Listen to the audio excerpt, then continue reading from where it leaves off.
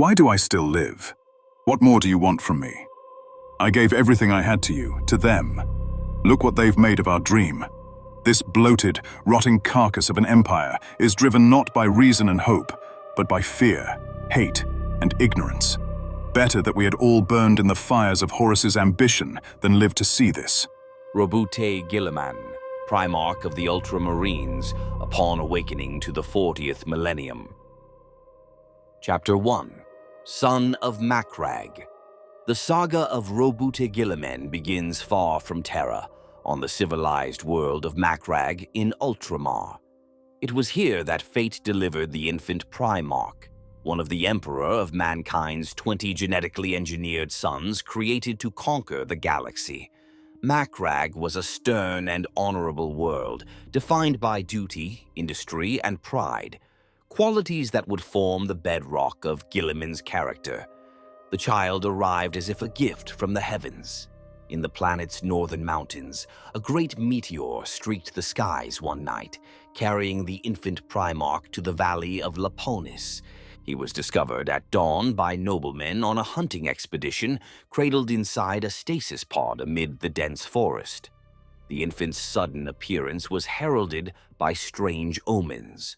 Rumors spoke of a towering phantom of golden light seen at Hera's Falls, and of vivid dreams sent by the Emperor to one man in particular. That man was Connor Gilliman, one of Macragge's ruling consuls, who rode out with his retinue to investigate the fallen star. In the glade by the waterfall, Connor came upon the marvelous child, and immediately understood this was a portent of great importance. He adopted the boy as his own son, naming him Roboute, meaning Great One in Macragge's ancient dialect. From the beginning, Roboute was destined for greatness, the name itself a prophecy. Under Connor's guardianship and the tutelage of his household, including the wise Seneschal Tarasha Uten, Roboute's adoptive mother figure, the child grew at a superhuman rate. It became obvious that Roboute was no ordinary boy. He was preternaturally intelligent, strong, and noble of bearing. By the time he was a youth, he towered over grown men and possessed a keen mind as sharp as any scholar's. Yet for all his prodigious gifts, Roboute's upbringing instilled in him humility and justice. Connor Gilliman was a rare sort of leader, a patrician who championed the common people of Macragge. He passed these values to his son. Roboute learned of governance and statecraft at Connor's side, seeing firsthand how fair laws and stern accountability could improve the lives of the many. Macragge was a world of both great wealth and great inequality. Connor had enacted reforms to rein in the corrupt aristocracy, curtail slavery, and reward merit over birthright. Not all among the nobility welcomed these changes. Young Roboute thus grew up in a court rife with intrigue, where honor stood against avarice. By the age of 10, in Earth Standard years, the Primarch was already exhibiting the genius and martial prowess of a born leader. It's said that Connor often marveled at his son's disciplined nature and cold reason, traits that set Roboute apart from any other youth. Recognizing Roboute's extraordinary aptitude in war, politics, and strategy, Connor entrusted him with great responsibility early. When barbarian incursions and unrest troubled Macragge's frontiers, Roboute was given command of a military expedition while still scarcely more than a boy. Connor dispatched him at the head of an army to pacify the wild northern region of Imperium, where fierce hill tribes threatened the peace. Roboute accepted the challenge eagerly, determined to prove worthy of his father's faith. The campaign in Imperium became the first test of Gilliman's leadership, and he passed it with brilliance. He studied the terrain and the enemy's tactics in detail, formulating a meticulous battle plan. In a series of rapid strikes and clever stratagems, Roboute outmaneuvered the Illyrian warlords. He led from the front, fighting with courage and honor that inspired his troops. Within weeks, the rebels of Imperium were thoroughly defeated and the region brought to heel. Roboute Guilliman returned home victorious, covered in glory before reaching adulthood. Yet he was never one to rest on laurels or indulge in bloodthirst. After the battles, he treated the subjugated provinces with magnanimity, integrating them into Macragge society rather than raising them. This mix of military genius and statesman's wisdom would define Gilliman's ethos. He fought wars to bring lasting peace, not endless conquest. However, triumph in Imperium was met with tragedy at home. During Roboute's absence, the simmering resentment among Macragge's aristocrats boiled over into treachery, a cabal of conservative nobles chafing under Connor's egalitarian laws and yearning for the old days of unchecked privilege, launched a coup. This rebellion was led by Connor's co-consul, a man named Gallin, ostensibly Connor's colleague, but secretly his bitter rival. Gallin hired assassins and disgruntled officers to strike at the heart of Macragge's government. In a sudden blow, Connor Gilliman was attacked and mortally wounded. Macragge's capital fell into chaos as Gallin's forces attempted to seize control. Roboute returned to a scene of heartbreak and rage. Fighting raged in the streets, and Connor lay dying from a treacherous blade. With his final breaths, the consul imparted two things to his adoptive son: the identity of the traitor behind the revolt, and a charge to fulfill their shared vision for Macragge. Roboute Guilliman, barely a teenager but already every inch a leader, knelt beside his beloved father and swore to avenge him. As Connor died, Roboute's grief turned to righteous fury. The avenging son had been born. What followed was swift and uncompromising justice. Roboute Guilliman did not allow the usurpers time to entrench themselves. Rallying the loyalist troops and enraged citizenry, he marched on the capital's strongholds. His mere presence on the battlefield sent the traitors reeling.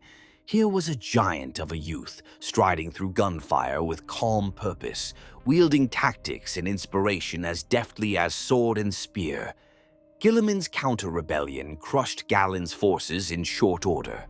Legend holds that Roboute personally slew Gallin in single combat amid the ruins of the Senate House, though other accounts suggest Gallin was captured and executed soon after.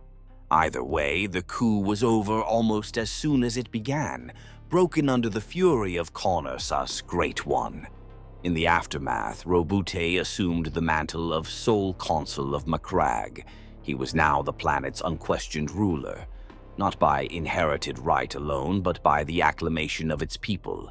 Many had witnessed him fighting to protect the city, a towering figure of justice. Despite his youth, he displayed the wisdom of a seasoned statesman. Roboute's first acts were to punish the treason and to complete Connor's work. Gallin and the other conspirators were condemned for their treachery. The worst were executed, their estates seized.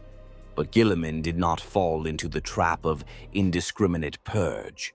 Those noble families only tangentially involved were given a chance to earn redemption. In a dramatic gesture symbolic of his ideals, Roboute redistributed the traitors' vast landholdings and wealth to the common citizenry of Macragge. The riches hoarded by a corrupt few were invested back into the hands of farmers, artisans, and merchants who toiled for Macragge's prosperity. Over the next few years, Macragge underwent a remarkable transformation. Under Consul Gilliman's leadership, the planet blossomed into an egalitarian meritocracy, a society where hard work and talent meant more than noble birth. Roboute reformed laws, rooting out the institutional abuses that had festered. He reorganized Macragge's military and civil service, promoting capable individuals from all classes.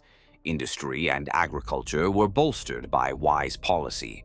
Peace and order returned swiftly, followed by an unprecedented age of prosperity. The people, inspired by Gilliman's vision, labored for the common good as never before. In Roboute, they saw a just ruler, a man who led by example, who would accept nothing less than excellence from himself or anyone under his authority. Macragge became the crown jewel of Ultramar, a world of peace, civilization, and strength. It was said that Roboute Guilliman could render order from chaos in any situation, and on Macragge he proved it, the once divided planet now united under his banner. In tribute to Connor's legacy, Roboute took the formal title Battle King of Macragge, but he wore his power lightly. Always he reminded the people that the dream they built was larger than any one man. Statues of Connor and other heroes were raised in the Hall of Heroes at the Fortress of Hera, alongside monuments to the ideals of service and duty. The young consul's humility and tireless work ethic only endeared him more to his subjects. In him, the folk of Macragge saw not an aloof tyrant but a guardian, a living symbol of honor who walked among them. Yet, while Gilliman ruled Macragge wisely and well, he could not know that far beyond his skies, great forces were in motion. For Macragge was but one world among millions, and the destiny of the Primarchs had been charted long ago by the Emperor of Mankind.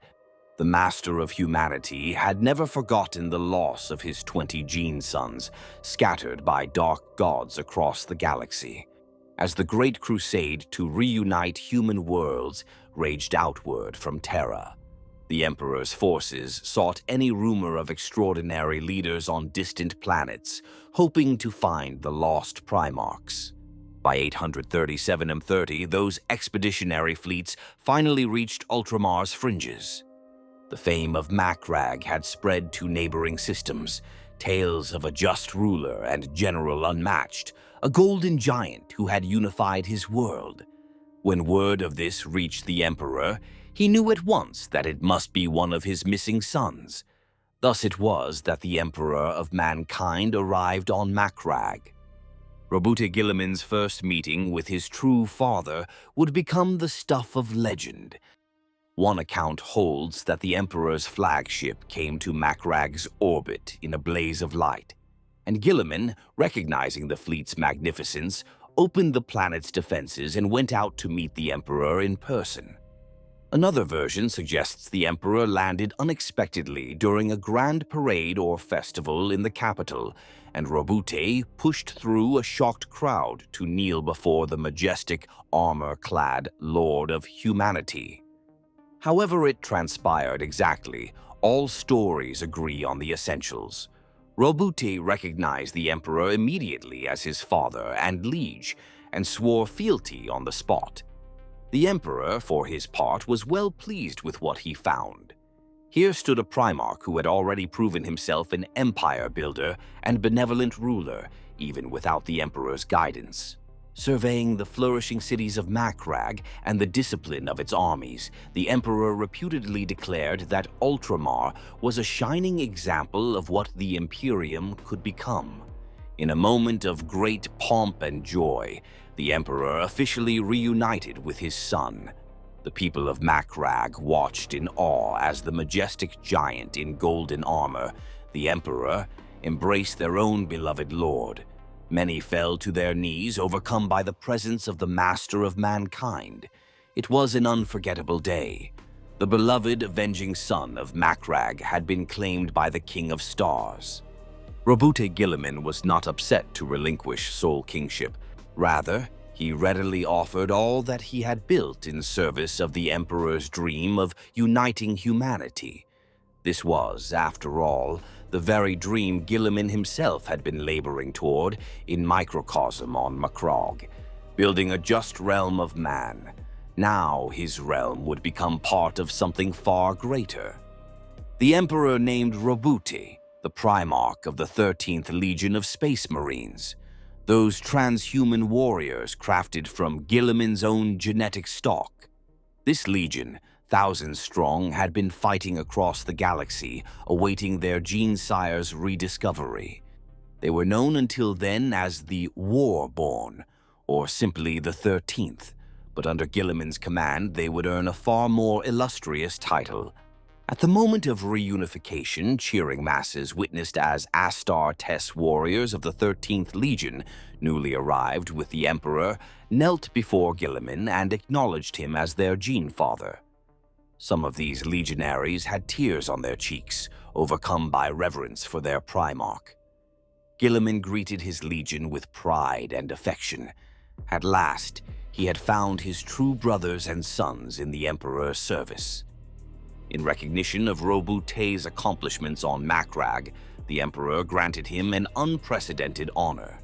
He declared that the realm of Ultramar, the collection of prosperous human worlds in that region, would be Gilliman's to develop and govern as a model sub-empire of the Imperium. Macragge would become the headquarters and fortress home of the 13th Legion. Gilliman was effectively given an independent crusade mandate to expand imperial rule in the Eastern Fringe, with considerable autonomy to run things as he saw fit. The Emperor recognized in Gilliman not only a formidable general, but a gifted administrator who could be trusted to build stable civilizations.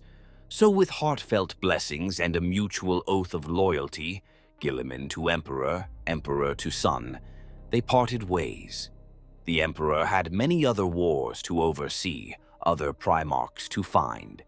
Roboute Guilliman would take the Emperor's dream and carry it to the stars in his own style. As the Emperor's grand starships departed Macragge, Roboute Guilliman stood at the forefront of his own fleet.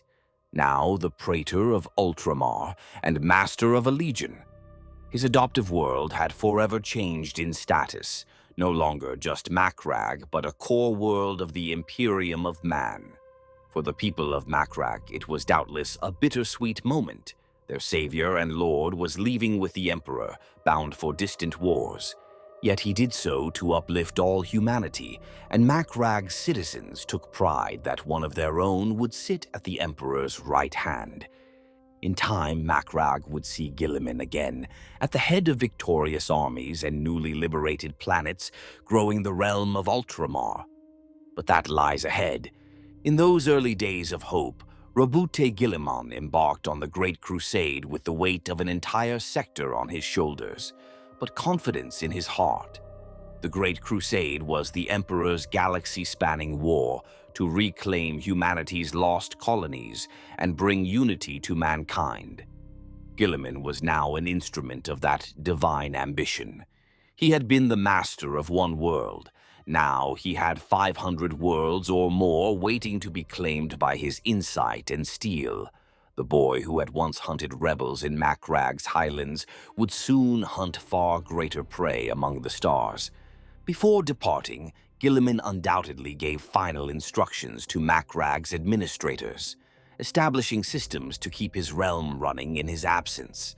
Ever meticulous, he ensured Macragge and its neighboring compliant worlds would continue to thrive as a productive hub feeding the crusade. He had sown seeds of good governance that would not easily falter. With the farewells said and all in readiness, Gilliman's flagship Macragge's honor and dozens of other warships turned their prows to the darkness between stars. The next chapter of Roboute Guilliman's life was about to begin on a far grander canvas, but everything he had learned on Macragge would guide him. The Avenging Son set forth to earn new honor and fame in the Emperor's name, carrying with him the cultural strengths of Ultramar, discipline, learning, and justice. A great crusader and empire builder was now fully unleashed. Thus ends the first chapter of Gilliman's saga, the rise of the Consul of Macragge. From a fallen star child to a planetary ruler of vision and integrity, Roboute Guilliman had already achieved more in a decade of life than most mortal kings could in a lifetime. And yet, his journey had only just begun. Chapter 2: Forging an Empire in the Great Crusade. Roboute Guilliman teamed the Great Crusade with zeal, eager to spread the enlightened society he'd built on Macragge across the galaxy. Now commanding the full might of the 13th Legion, soon to be known as the Ultramarines, he wasted no time in reshaping this force in accordance with his principles.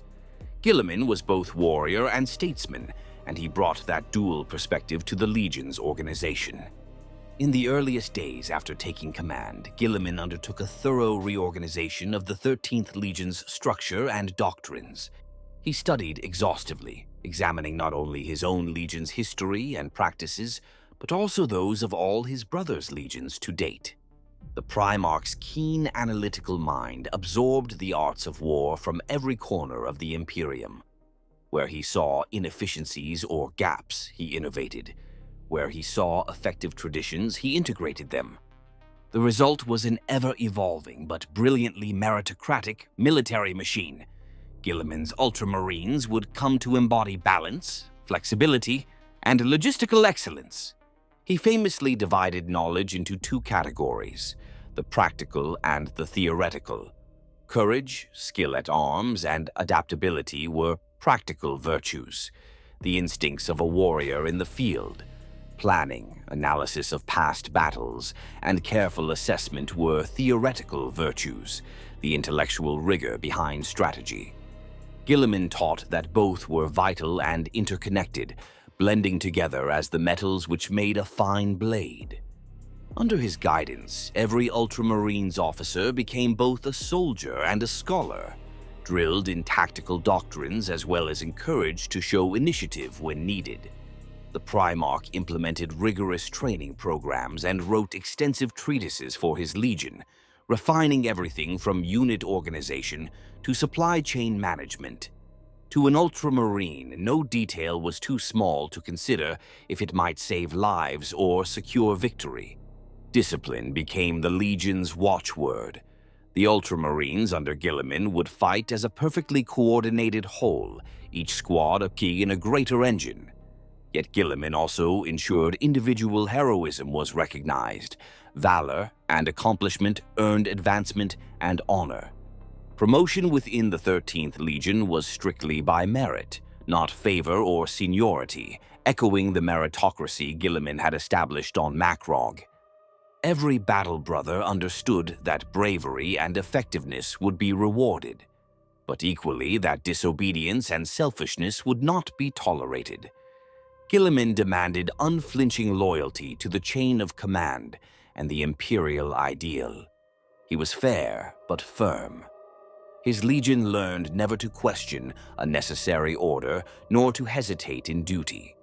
As Gilliman decreed, the needs of the whole take precedence over the individual, but the sacrifice of the individual is never to be wasted.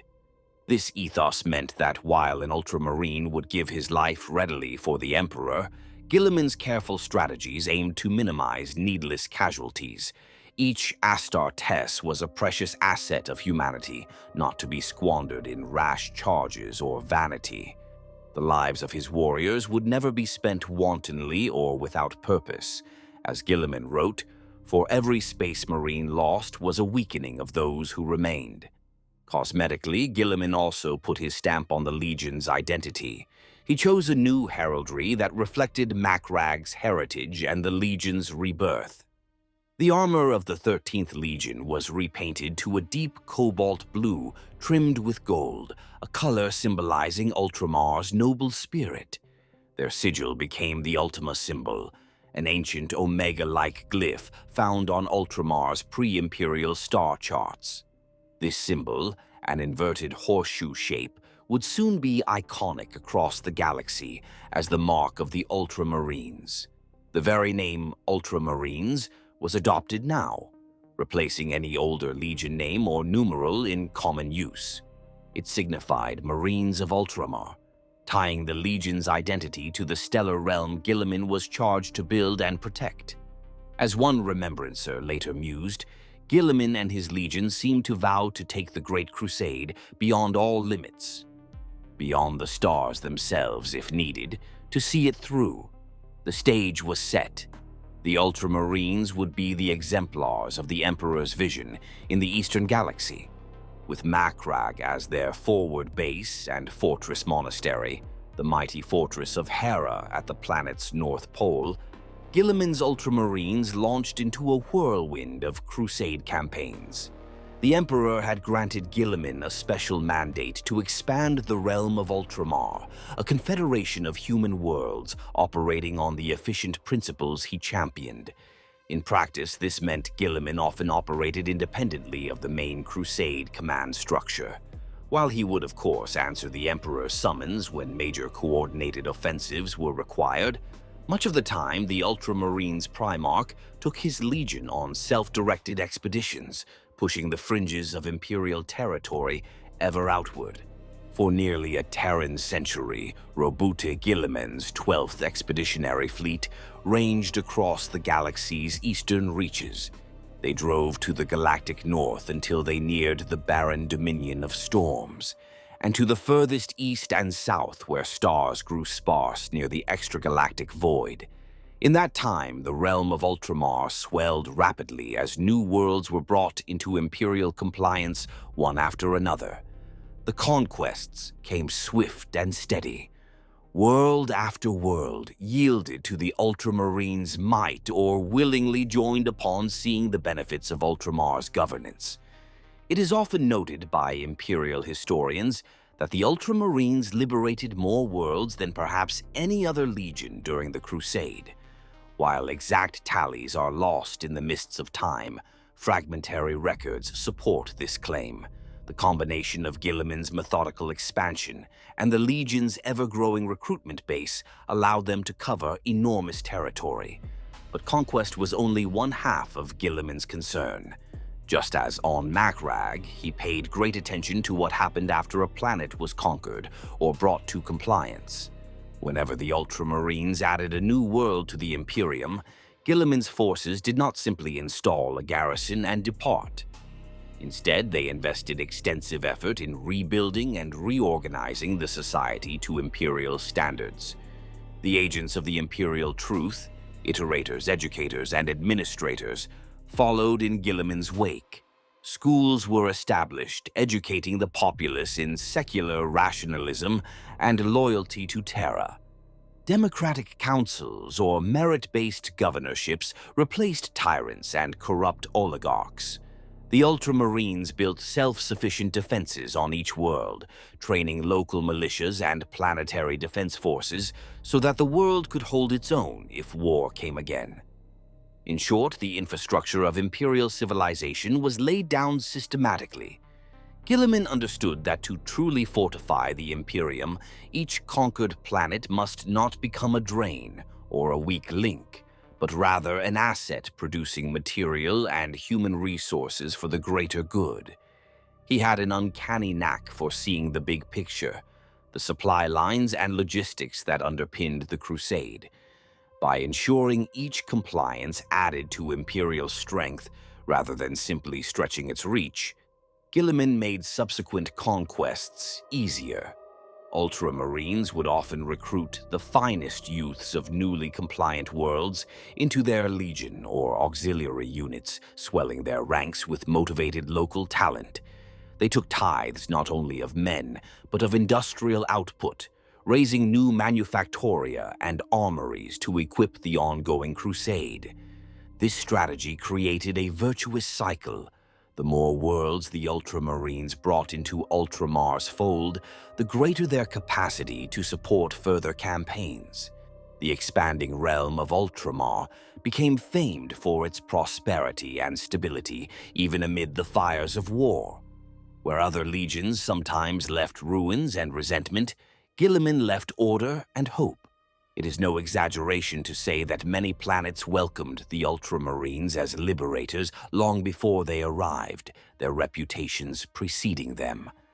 Remembrancer chronicles from that era describe villages lining the roads with cheering crowds as Gilliman's forces entered their cities, waving the blue banners of Ultramar. On some worlds, priests had prophesied the coming of angelic warriors to save them, and the Ultramarines, in cobalt armor under golden laurel crests, seemed the answer to those prayers. Meanwhile, as their victories multiplied, the Ultramarines' legion itself grew exponentially. Even before Gilliman's return, the 13th Legion had been known for a robust gene seed and steady recruitment. With Gilliman at the helm and a vast pool of loyal worlds to draw from, their numbers surged like never before. The Primarch implemented accelerated training and induction programs, careful to maintain quality while increasing quantity. Entire generations of new Space Marines were raised from Ultramar's youth. In the decades following Gilliman's arrival, the Legion's strength swelled to numbers unheard of. Tens of thousands, then over 100,000 Astartes, and by some accounts approaching 250,000 at peak. This made the Ultramarines the largest of all the Legion's Astartes, a literal army of armies. The Legion's growth was so rapid that even the Emperor was astonished, according to later commentary. It must be noted, this was not achieved by reckless mass production of Marines. Gilliman's genecraft experts and apothecaries maintained the high success rates of implantation thanks to the gene seed's stability, and they implemented a doctrine of recruit often, recruit broad. By taking small numbers of aspirants from scores of worlds, rather than exhausting any one population, they avoided depleting the human stock or drawing resentment from subject communities. Each world saw it as an honor to contribute their best youths to the Ultramarines. And because Gilliman typically left each planet stronger than he found it, populations rebounded quickly, creating a sustainable cycle of recruitment. It was during this epoch that Gilliman earned many of his laudatory epithets. He was called the Master of Ultramar, having essentially founded a stellar empire within the Imperium. His flair for diplomacy and governance, rare among Primarchs, meant Imperial iterators could point to Ultramar as proof of the Crusade's benevolent purpose. He was also termed the Blade of Unity, cutting through ignorance and division to unite human worlds. To the warriors in the field, he was the Avenging Sun, ever seeking retribution against the enemies of humanity who had driven mankind into the long darkness of old night. The Legion's organizational excellence under Gilliman's stewardship drew admiration and perhaps envy from his brother Primarchs. In many War Council meetings on distant battlefields, Roboute's calm counsel on logistics or fortification proved invaluable. War Master Horus, the Emperor's chosen supreme commander for the Crusade, was known to rely on Gilliman and Rogel Dorn as two of his closest advisors, valuing their cool judgment and strategic genius. Gilliman indeed supported Horus's appointment as War Master after Ulanor, believing Horus to be the most worthy, a decision that later would carry bitter irony. Among his brothers, Gilliman was generally well regarded, though a few found him too measured or even pompous in his lecturing habits. Primarchs like Fulgrim or Perturabo had bristling rivalries with him in friendly competitions of achievement. But Gilliman seldom engaged in petty feuds. He kept relationships professional. Privately, he held particular esteem for certain brothers he dubbed the Dauntless Few: Dorn, Sanguinius, Leman Russ, and Ferrus Manus. Gilliman believed that if he had any one of those four fighting alongside his Ultramarines, no war in the galaxy could be lost. This mutual respect was indeed borne out on a few occasions when their legions campaigned together. The combination of Gilliman's strategic mastery and, say, Sanguinius's inspirational bravery was unstoppable. Unfortunately, fate would not allow these harmonious collaborations, often before the coming of civil war. In bringing worlds to compliance, Gilliman also encountered at times the darker side of the galaxy, places ruled by Xenos or corrupted warlords, where diplomacy failed and only force could prevail. The Ultramarines under Gilliman excelled at both decisive battles and protracted campaigns. On one occasion, at the Battle of Eurydice Terminal, Gilliman's forces faced a massive Orc empire that had entrenched across a string of asteroid bases. Using a mix of calculated feints and overwhelming orbital bombardments, coordinated to the second, the Ultramarines shattered the green-skinned forces and secured a stunning victory with minimal losses. There were also tragically brutal conflicts. For instance, hints in the archives speak of the Rangdan Xenocides, in which Ultramarines and Dark Angels fought a near-exterminatory war against a hyper-lethal Xenos species. Gilliman's legion suffered significant casualties in those horrific battles, and it tempered his understanding of the sheer peril Xenos could pose. This may have further motivated him to enlarge his legion. He was determined that humanity would never be outnumbered or outgunned by alien threats if he could help it. Through all these trials, Gilliman maintained a reputation for measured leadership. He was not immune to the bloodlust of battle. In the thick of combat, he was a peerless warrior. Many an enemy champion fell to his relic power sword, and entire hordes broke against his indomitable ceramite-clad form. Yet, unlike some brothers who relished the fury of close combat for its own sake, Gilliman's fury was always kept on a leash by intellect. He fought to win, not to indulge in slaughter. Remembrancers often described Gilliman in battle as having a face cold as a winter sea, completely focused, doing only what was necessary. After victory, he would ensure prisoners were treated fairly, or that humanitarian aid was given to civilian populations ravaged by war, further distinguishing Ultramar's approach. Gilliman's administrative genius also manifested in the running of his legion.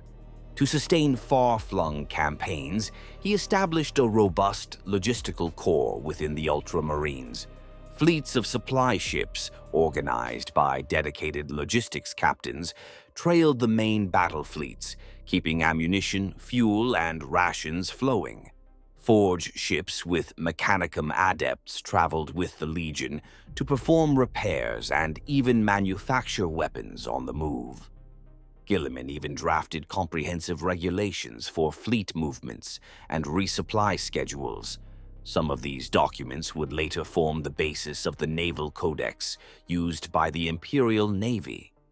Efficiency was such that the Ultramarines could fight continuously while other legions needed to pause to rebuild. By the late Crusade era, around the 200th year of the Great Crusade, early 31st millennium, Ultramar stood as a vast bastion of imperial light on the eastern fringe. Over 500 worlds were part of Ultramar's domain, thriving under Gilliman's laws. These 500 worlds of Ultramar, as they were called, ranged from Macragge itself to famous colony planets like Prandium, Calth, and Espandor.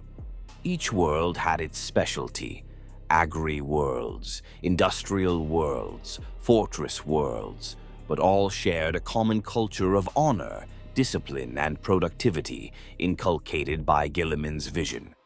It's worth highlighting one fateful event during the Great Crusade that would sow seeds of future betrayal: the compliance of Kur and the destruction of Monarchia.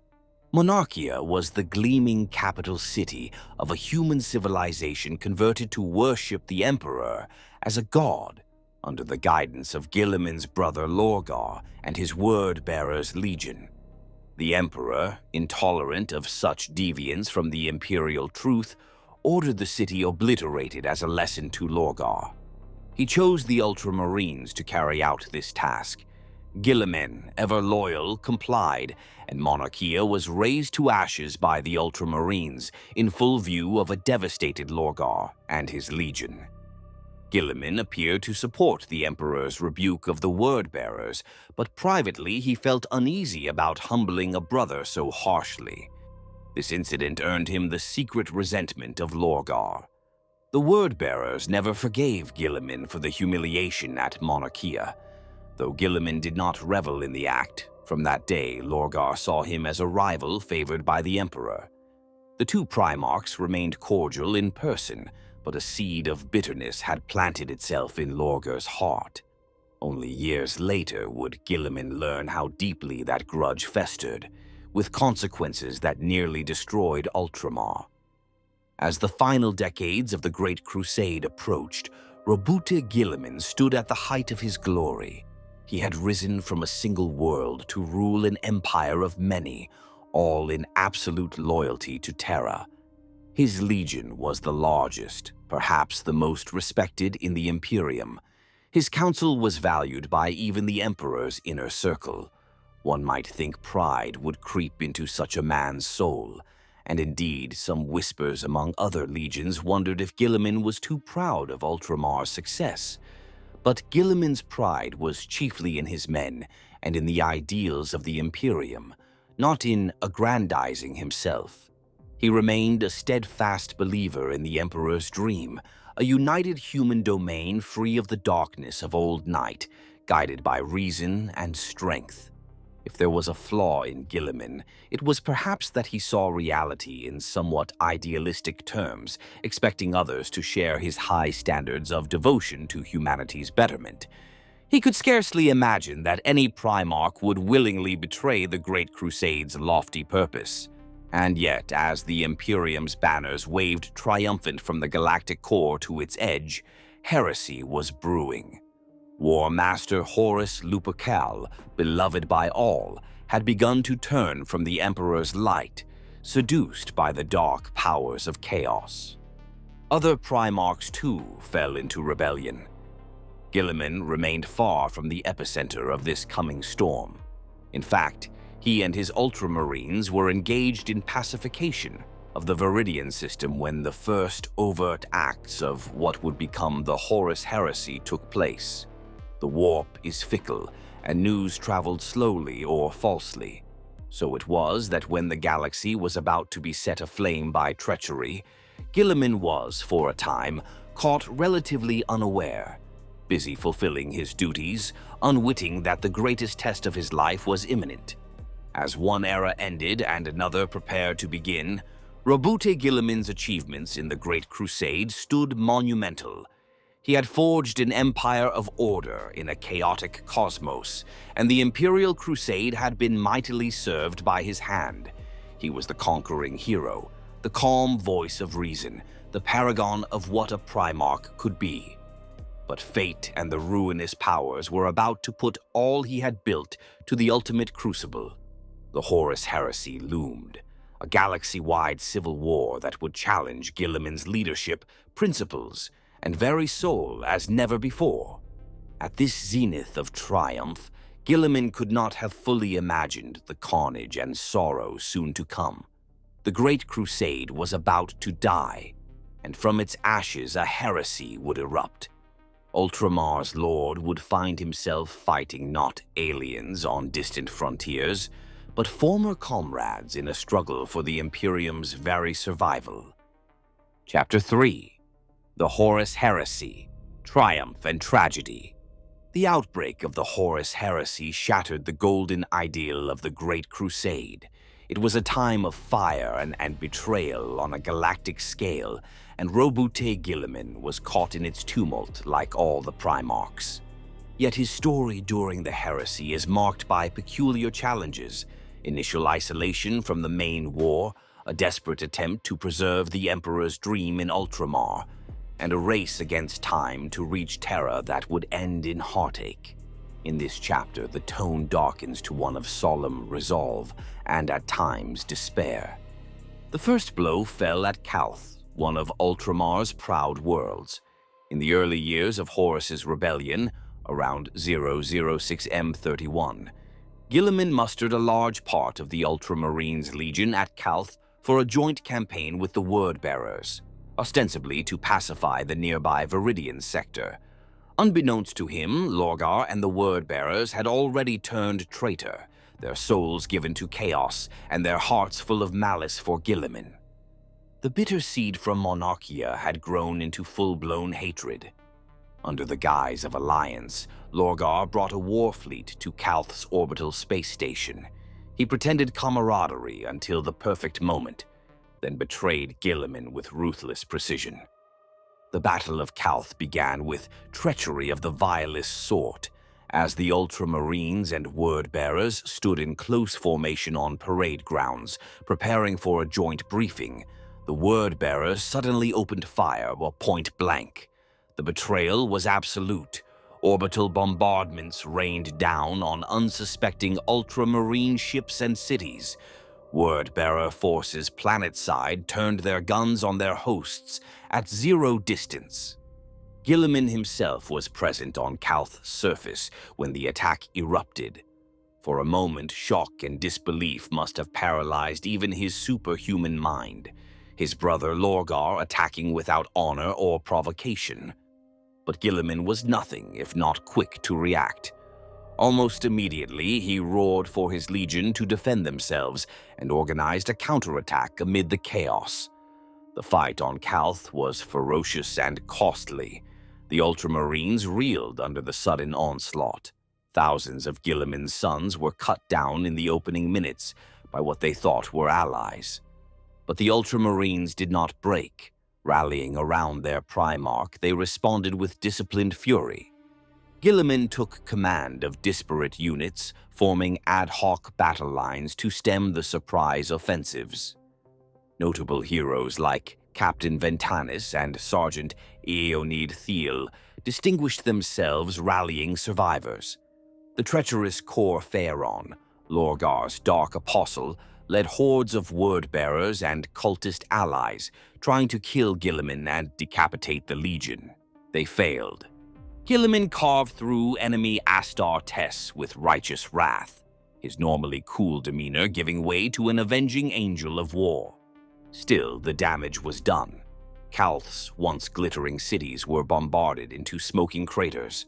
A devastating attack on Calth's orbital plates caused the system's sun to destabilize, flooding the region with deadly radiation. The word-bearers had prepared this atrocity long in advance, and their sorcerers conjured a massive warp storm even as the battle raged. The infamous Ruin Storm. This warp storm, born of chaos ritual and fueled by mass slaughter, spread across the stars, severing Ultramar from the rest of the galaxy. Astropathic communications failed or became wildly unreliable. Warp travel in or out of Ultramar grew nearly impossible. Lorgar and his Lieutenant Cor Phaeron retreated into the warp's cover after inflicting maximum carnage. The Ultramarines technically won the Battle of Calth. They held the planet after driving off the word-bearers, but it was a Pyrrhic victory.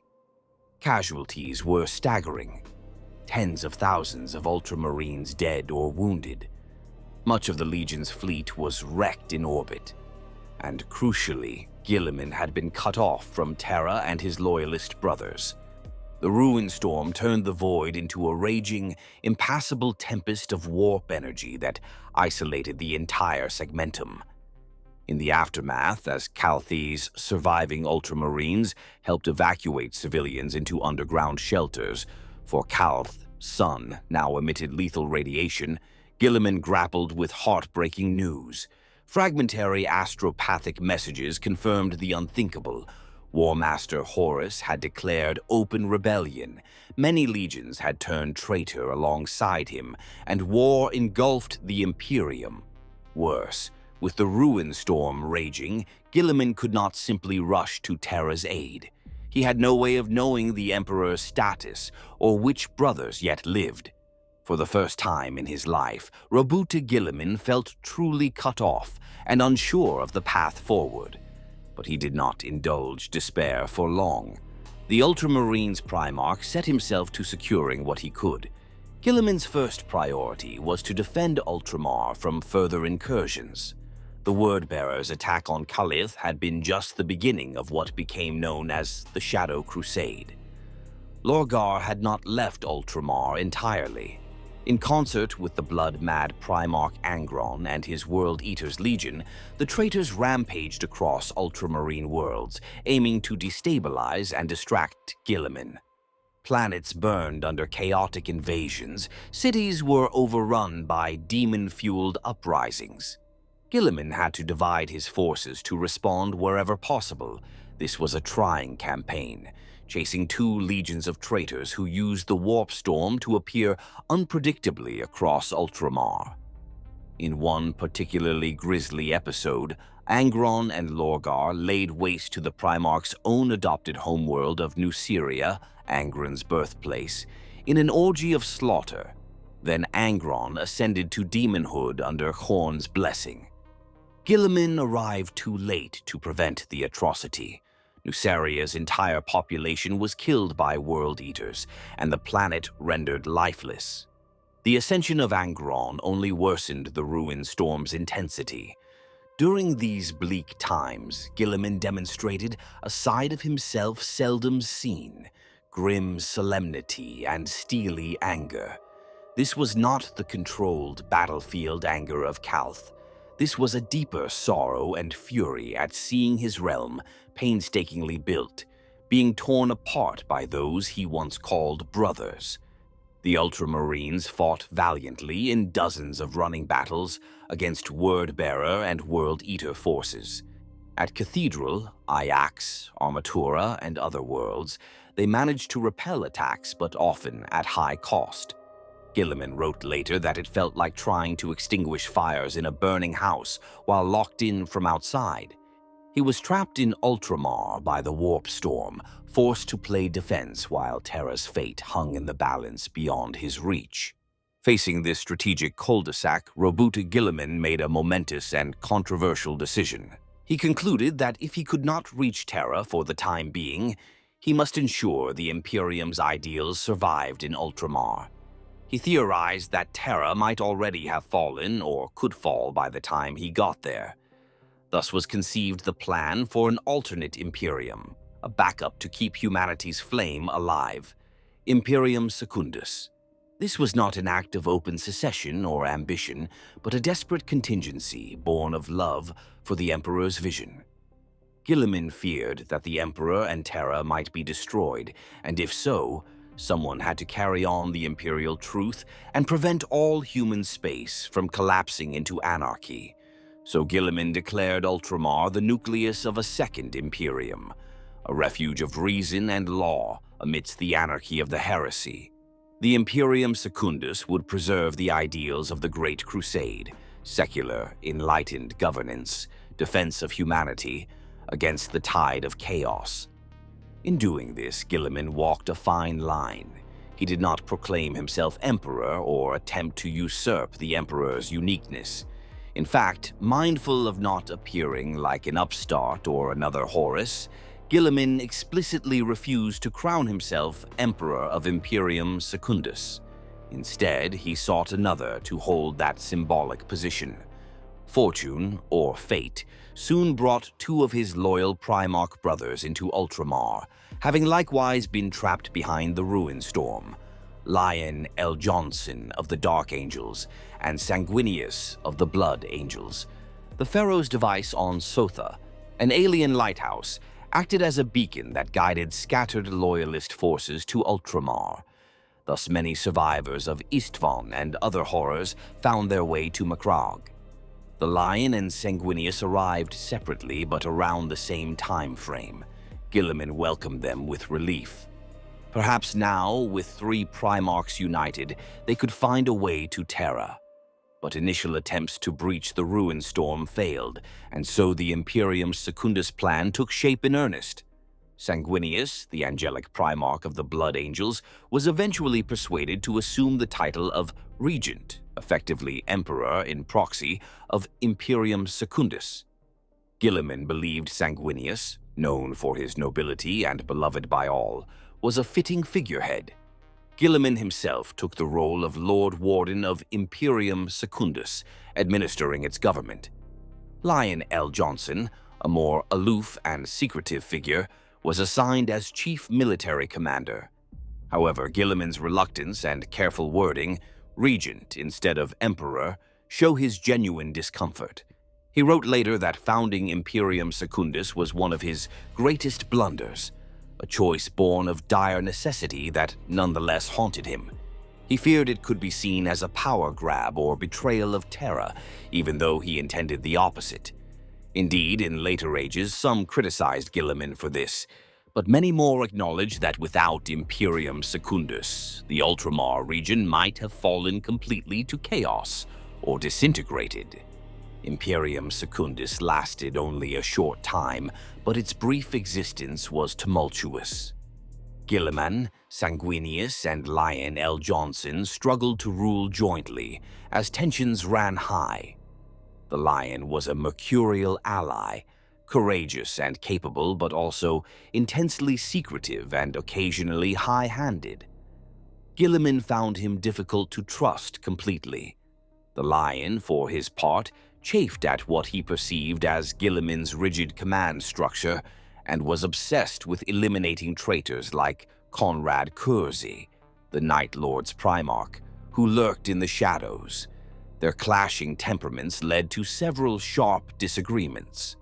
On one occasion, an assassination attempt was made on Gilliman by warriors disguised as Ultramarines, agents of Alpha Legion trying to sow chaos. Gilliman survived, thanks partly to his own vigilance and possibly the quick action of Battle Captain Aenid Thiel, but the incident deepened paranoia. Later, Conrad Curzy, Night Haunter, who had stowed away on the Lion's flagship, began a terror campaign on Macragge. Gilliman and the Lion had to hunt Curzy through the palace tunnels. The Night Haunter nearly killed them by collapsing an entire structure on their heads. They only survived thanks to an intervention via the Pharaoh's device, which teleported them to safety at the last moment. After recovering, Gilliman grew increasingly worried by the Lion's tactics. L. Johnson instituted martial law in regions of Macragge without Gilliman's approval after a bombing incident. The Lion suspected, correctly as it turned out, that Curzy was behind uprisings and wanted to root them out mercilessly, even if it meant civilian collateral damage. Gilliman, with his deep care for the people, strongly opposed such indiscriminate force. One flashpoint was the Illyrium region of Macragge, ironically the same Illyrium Gilliman had pacified in his youth. When rebels there, spurred by Curzy's chaos, took up arms, the Lion proposed orbital bombardment to flush Curzy out. Gilliman vehemently objected to sacrificing potentially loyal citizens. The Lion begrudgingly relented and instead committed ground forces. Eventually, Curzy was captured, alive, as Gilliman insisted he face justice in a lawful manner. The trial of Conrad Curzy was a dramatic event in Imperium Secundus. In Macragge's Grand Forum, before an audience of Astar Tess and dignitaries, Curzy was brought to answer for his crimes of treachery and murder. Gilliman and Sanguinius presided, striving to uphold imperial law and principle even amid heresy. Curzy, ever cunning, used the trial as a stage to sow dissent. He publicly revealed that Lion L. Johnson had, in fact, secretly bombarded Illyrium against Gilliman's orders prior to the final battle. This was true. The Lion, obsessed with results, had covertly deployed orbital strikes at the onset of the Illyrium campaign. Gilliman was furious at this duplicity, and Sanguinius outraged. The Lion, feeling both guilt and anger at Curzy's taunting exposure, nearly executed the Night Haunter on the spot in a red haze of shame.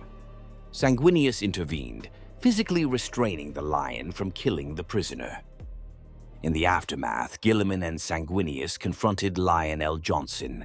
They rebuked him for endangering innocent lives and for undermining trust. In a heated exchange among the three demigods, Gilliman's disappointment was palpable. The Lion, pride wounded and temper frayed, retorted that he did what was necessary, and perhaps Gilliman lacked the ruthlessness to do whatever it took. Voices rose. Ultimately, Sanguinius, ever the peacemaker, cooled their tempers, but a decision was made. The Dark Angels and Lion L. Johnson were asked to leave Macragge and Ultramarine space. This was a severe moment. Effectively, the Primarch of the First Legion was being expelled due to irreconcilable differences in method. After a short period of reflection, Lion L. Johnson himself repented for his overzealous actions, realizing he had strayed too close to behaving like the very traitors they fought. He humbly requested to remain, but under a sort of self-imposed penance. He would serve as jailer for Conrad Kurz, who had been spared execution at Sanguinius's behest. Gilliman allowed this compromise. Thus the Lion did not depart after all, instead focusing on guarding Kersey, who was imprisoned in a specially built cell. Tension eased among the loyal Primarchs, but trust was not fully restored. Imperium Secundus would not last much longer regardless. Not long after Kersey's trial, new information came to light that the Emperor was alive, and Terra still stood. The precise method of this discovery varies in accounts. Some say it was an astropathic message that pierced the warp storm, others that Sanguinius received a vision from his prescience confirming the Emperor's survival. Whatever the source, it convinced the three Primarchs that their contingency empire was no longer needed or justified. Sanguinius, in particular, who had reluctantly worn the crown of regent, immediately declared that Imperium Secundus must be dissolved. Gilliman concurred wholeheartedly. He had never been comfortable with it and only lamented that they hadn't learned Terra's fate sooner. In a poignant council, Gilliman, Sanguinius, and Lion L. Johnson formally disbanded the Imperium Secundus. They knelt together and swore renewed oaths to the one true Imperium and the Emperor on distant Terra. Any semblance of a breakaway empire was set aside. The three loyal legions would now devote themselves to the singular goal of reaching Terra to aid their father before it was too late. With unity restored, Gilliman, Sanguinius, and the Lion committed to a single shared objective: to breach the ruin storm and force a route to Terra. Guided by fragmentary signals from the Pharos beacon, they set sail into the Immaterium's wrath. The passage was long and treacherous, a microcosm of the Heresy's horror, whispers of demons, worlds blinking in and out of reality, and constant ambush by roving traitor warbands. One such ambush occurred at Annuari, where word-bearers tried yet again to assassinate Gilliman. A team of elite word-bearer infiltrators armed with chaos-wrought Athame daggers nearly succeeded in reaching the Primarch. Gilliman survived and took one of these eerie blades afterward, intending to study it, hoping to turn knowledge of chaos against the enemy. As they pressed on, the Loyalist host confronted further warp-born dangers, and at length a narrow passage opened, one that could lead them out of the ruin storm. That passage was blocked by forces set to prevent their relief from reaching Terra. In response, the Loyalists split their effort by decision. Gilliman and the Lion moved to engage and hold the blockade, while Sanguinius and the Blood Angels drove through the opening at maximum speed toward the throne world. Sanguinius's foresight guided that thrust. He was the one who had to reach Terra in time. Sanguinius arrived first and died there during the siege before Gilliman could reach the Sol System. When Gilliman's fleet finally reached the Sol System, the war for Terra was already over. Horus was dead, slain in the final duel, but the Emperor had been mortally wounded and entombed upon the Golden Throne. Gilliman's ships came into a silent system choked with orbital debris and the psychic aftermath of betrayal. Landing on Terra's hallowed soil in 014M31, Gilliman beheld the destruction wrought by the Heresy, the Imperial Palace battered and blasted, billions dead across the world, and the master of mankind sustained only by arcane machinery. The anguish that struck Roboute Guilliman at this realization was immeasurable. For decades, he would torture himself with what-ifs and guilt. If only he had been swifter, if only Imperium Secundus had not distracted him. Could he have turned the tide at Terra? Could he have saved his father from eternal living death? Rationally, he did all he could, but Gilliman's high standards for himself offered little mercy. It is said that as Gilliman approached the Golden Throne for the first time and saw the Emperor's shattered, barely living form, tears glistened in his eyes, one of the very few times any saw him weep.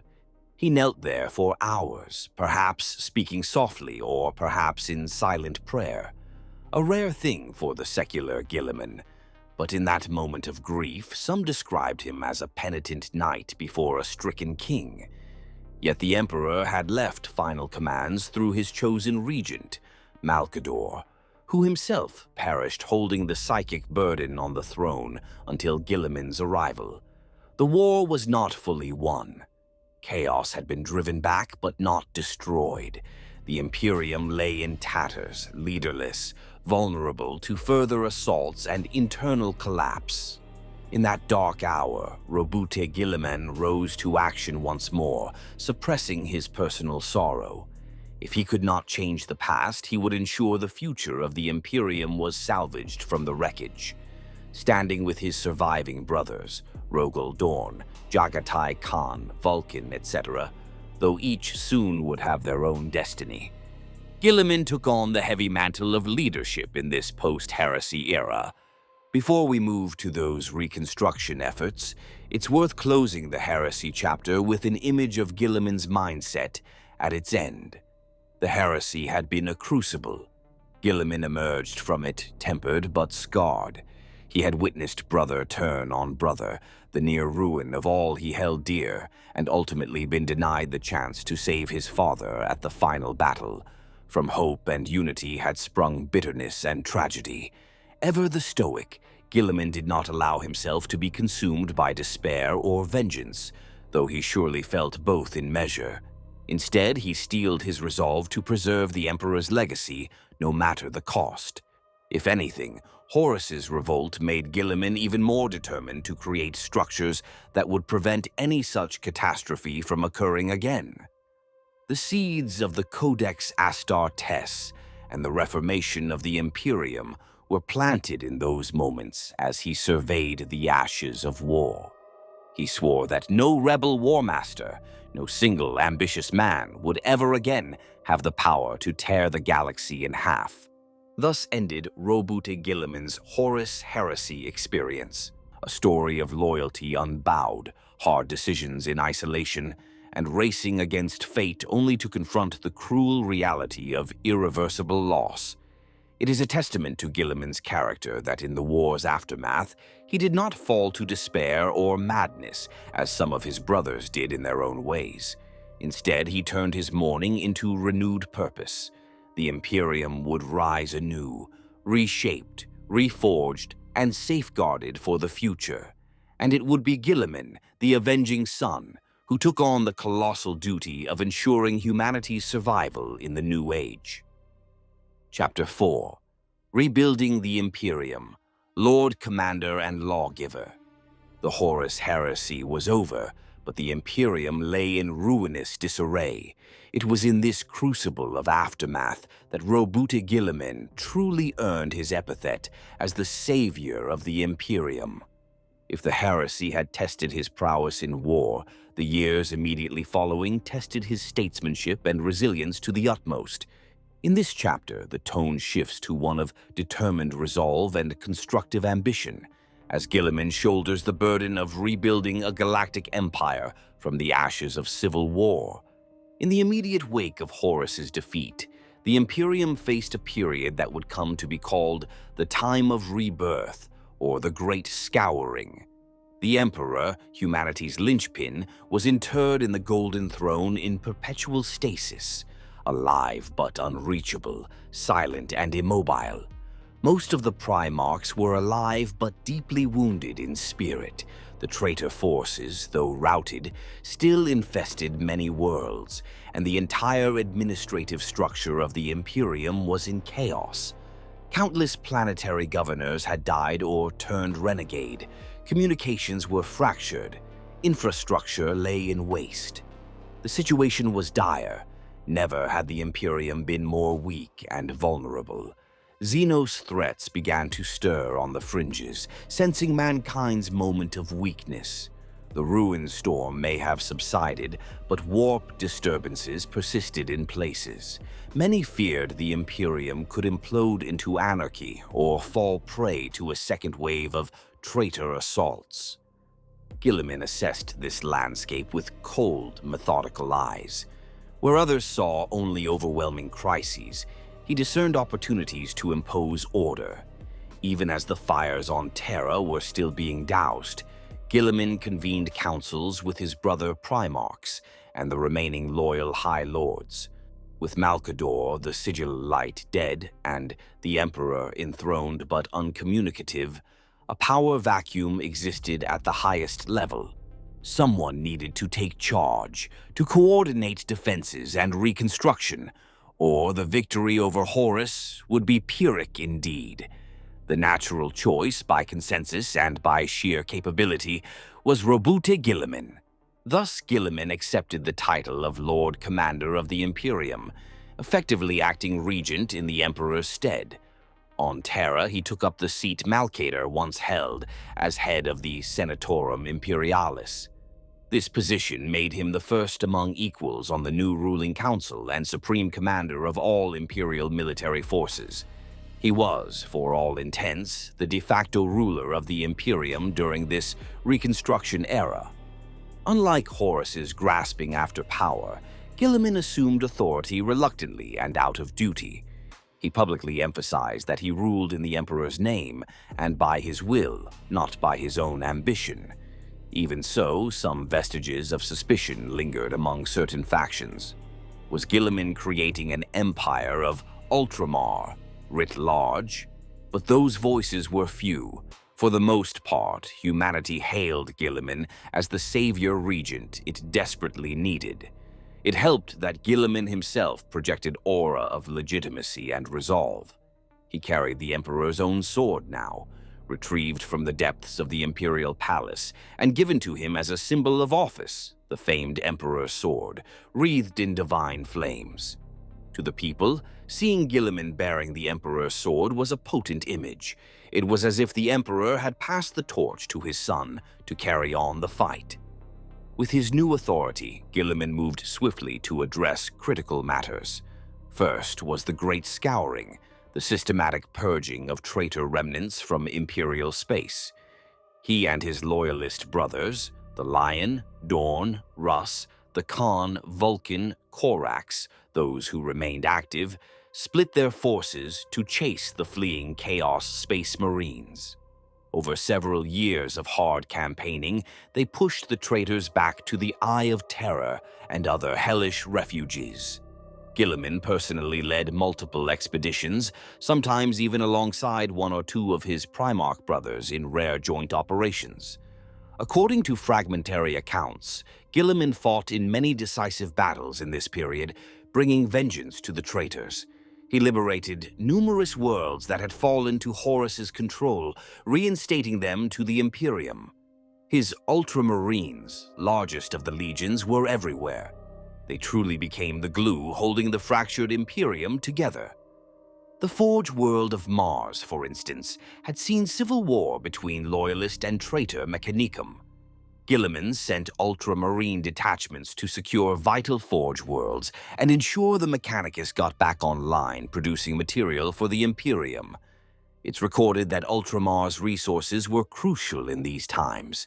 Macragge and its sister worlds, largely untouched by the final siege of Terra and relatively intact, provided a steady flow of fresh troops, both Astartes and human regiments, and material to bolster the bleeding Imperium. Gilliman essentially opened up Ultramar's granaries and armories to feed Terra and other devastated sectors. The Forge world of Conor, named after his father, and Armatura in Ultramar kicked production into high gear, sending tanks, weapons, and supplies to war zones.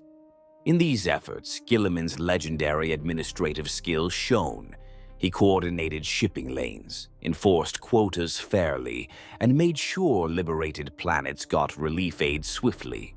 He established new lines of communication using both astropaths and even experiments with captured Xenos devices. inspired by the Pharos beacon's success, though replicating such technology was limited. For over a century after the Heresy, Gilliman, in his role as Imperial Regent, guided the Imperium through this most fragile recovery. One cannot overstate how close to collapse the Imperium might have been if not for Gilliman's steady hand. Consider that half the Space Marine legions were gone, or traitor. The Loyalist legions had been badly mauled. The Ultramarines themselves had lost tens of thousands at Calth and subsequent fights. The Imperial Army's chain of command was shattered and many fleets destroyed. It was Gilliman's Ultramarines, who by luck of being far during the siege remained relatively numerous, that formed the bulwark in countless sectors. At one point, it's estimated that over half of all loyal Astartes in the galaxy were Ultramarines or their immediate successors, simply because other legions were depleted and splitting. More on that soon. The mere presence of the Avenging Sun on a battlefield rallied Imperial forces and demoralized lingering traitors. Many a Chaos warlord trying to hold an isolated fiefdom found himself suddenly facing a precision orbital strike and a blue-armored host descending, led by Gilliman in person, his flaming sword in hand.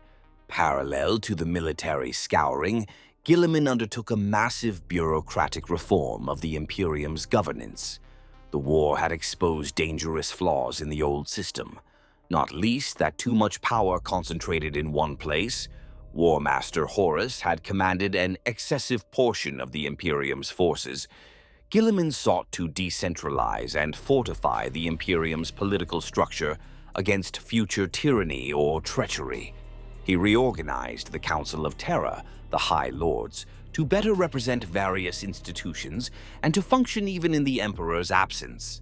In effect, Gilliman became the first High Lord as Imperial Regent and redefined that body's authority. One major military reform, possibly his most famous, was the reorganization of the Space Marine legions into smaller independent chapters, as dictated in his newly authored tome, the Codex Astartes. This was a direct outcome of lessons learned from the Heresy. Never again should one man command an army as vast as a legion. Horus had nearly toppled the galaxy by corrupting half the legions. If future Space Marine forces were limited in size, any single chapter's defection would pose a far more contained threat. Gilliman reasoned that splitting the legions would also encourage flexibility and make Space Marines easier to distribute where needed without massive logistical trails. The process of implementing this second founding was not without friction. Many legionaries and some primarchs balked at breaking up the proud, ancient formations that had won the Crusade. Most vocal was Primarch Rogal Dorn of the Imperial Fists, who initially saw the Codex as an insult to Legion honor and a response to a problem that existed largely among traitors. Dorn's own legion had stayed utterly loyal and bled for it. In the so-called Codex crisis, Dorn at first refused to split his legion, and there was an intense standoff that nearly came to blows among loyalists. Gilliman remained adamant. He truly believed this structural change was critical for the Imperium's future safety. A civil war among loyalists was narrowly averted through negotiation, painful compromise, and perhaps the looming external threats that forced unity. Ultimately, Dorn and others conceded to Gilliman's vision when they understood it was not a critique of their loyalty, but a safeguard for the Imperium's continuity. Even Dorn's Imperial Fists divided into chapters, such as the Crimson Fists and Black Templars, along with the Fists themselves, reduced to chapter size. Gilliman himself set the example.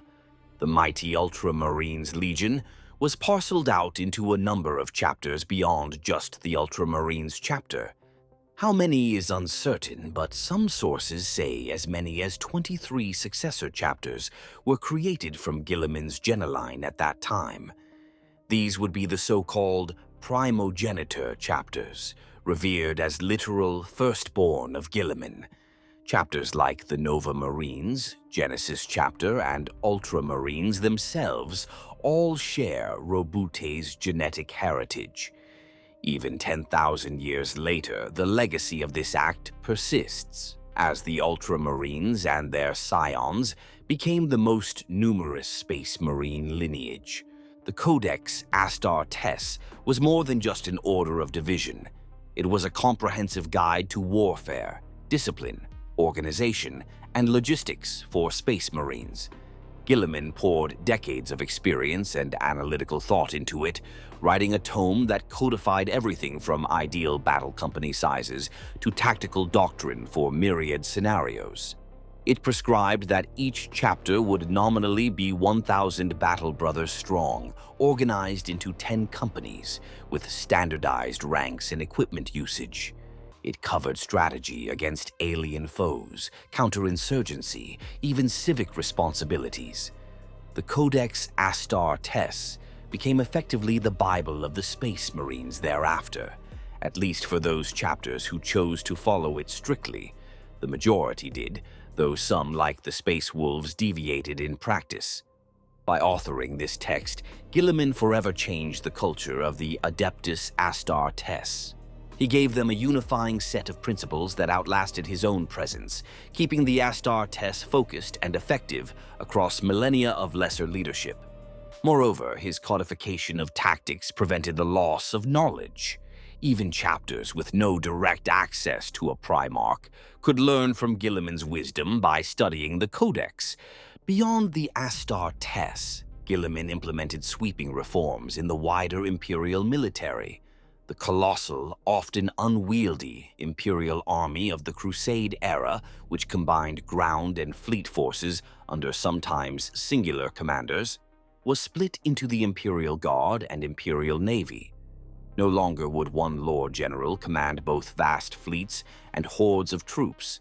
This separation ensured checks and balances, so another War Master couldn't seize all forces so easily. The Guard, Astra Militarum, would handle ground and planetary warfare, while the Navy managed starships and void warfare. This too was part of preventing concentration of too much power in one hand.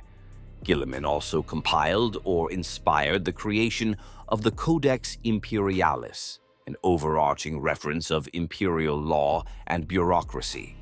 It outlined the duties of the High Lords, the administrative subdivisions of the Imperium, segmentums, sectors, etc., and how tithes and governance should work uniformly. One can imagine him burning the midnight oil, figuratively. He likely needed little sleep as a Primarch, poring over stacks of data, then writing edicts that rebuilt the Administratum, restructured the Adeptus Terra, and established clearer lines of authority. Under his guidance, new institutions were either created or empowered to prevent future heresy. For example, the Inquisition. Though technically founded by Malcador during the Heresy, it was after the war that the Inquisition truly expanded to hunt heresy and Xenos wherever they lurked. Gilliman supported them, albeit warily, understanding that some secretive watchdogs were necessary after witnessing Horus's secret corruption. Meanwhile, Gilliman's Ultramarines continued to serve as the Imperium's fire brigade. As the second founding took effect, Gilliman personally oversaw the initial training of chapter leaders, ensuring each new chapter master understood their duties and had competent officers. For instance, Gilliman's close confidants and captains were given charge of successor chapters. He was effectively franchising his command structure. It's telling that nearly all the primogeniture chapters maintained warm allegiance to Gilliman and Ultramar's ideals. Even after splitting, they often coordinated at a respectful distance, forming the backbone of stability in their regions. During this period, one famous campaign deserves note: the Battle of Escarador against the Alpha Legion.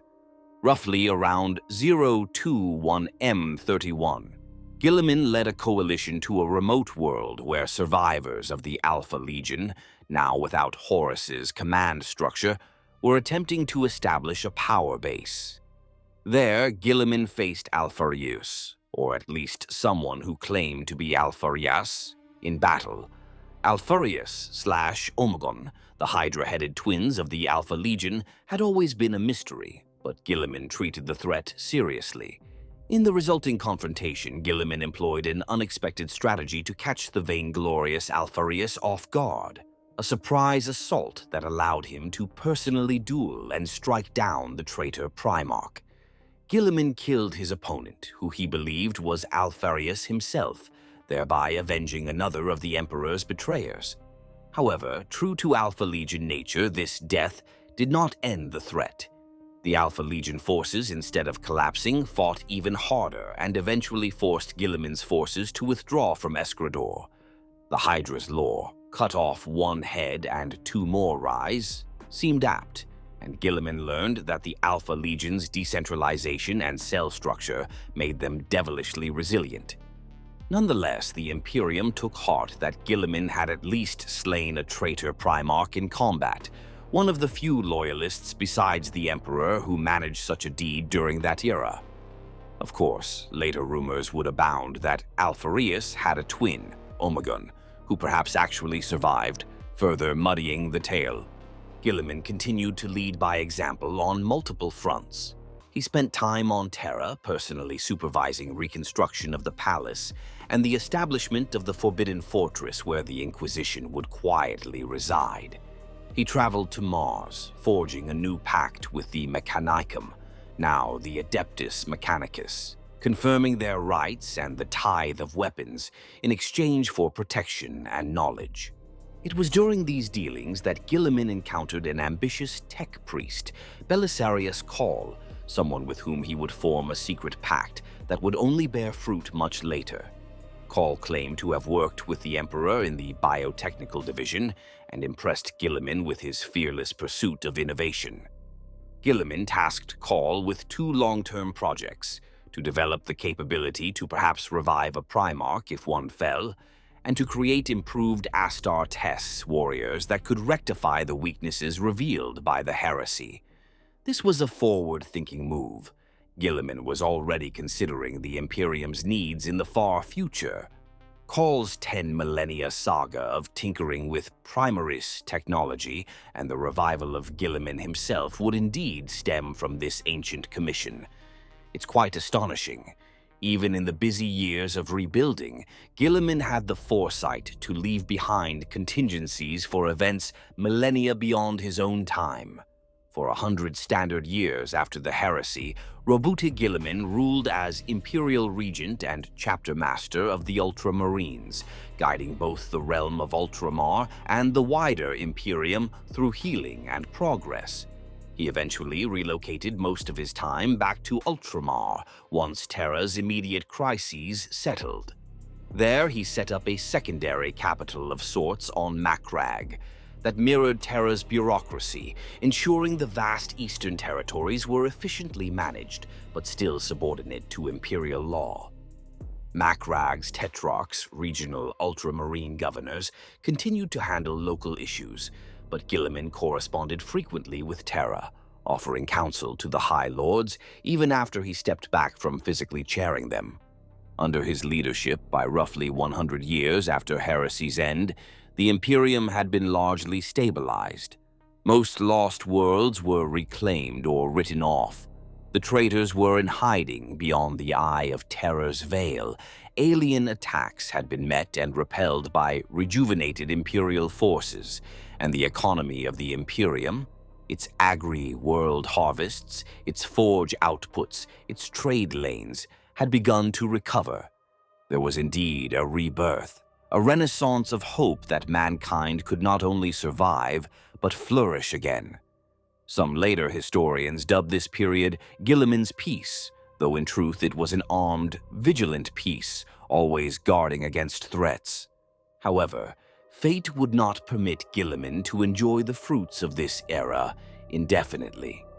The sundering of the Primarchs, the gradual departure or loss of the remaining Primarchs, was underway.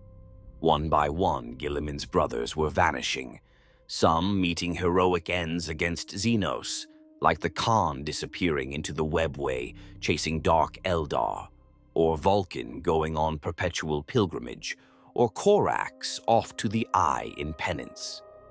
Gilliman himself remained hale, and perhaps Ultramarines whispered, maybe Gilliman will be the steady hand leading humanity for centuries to come.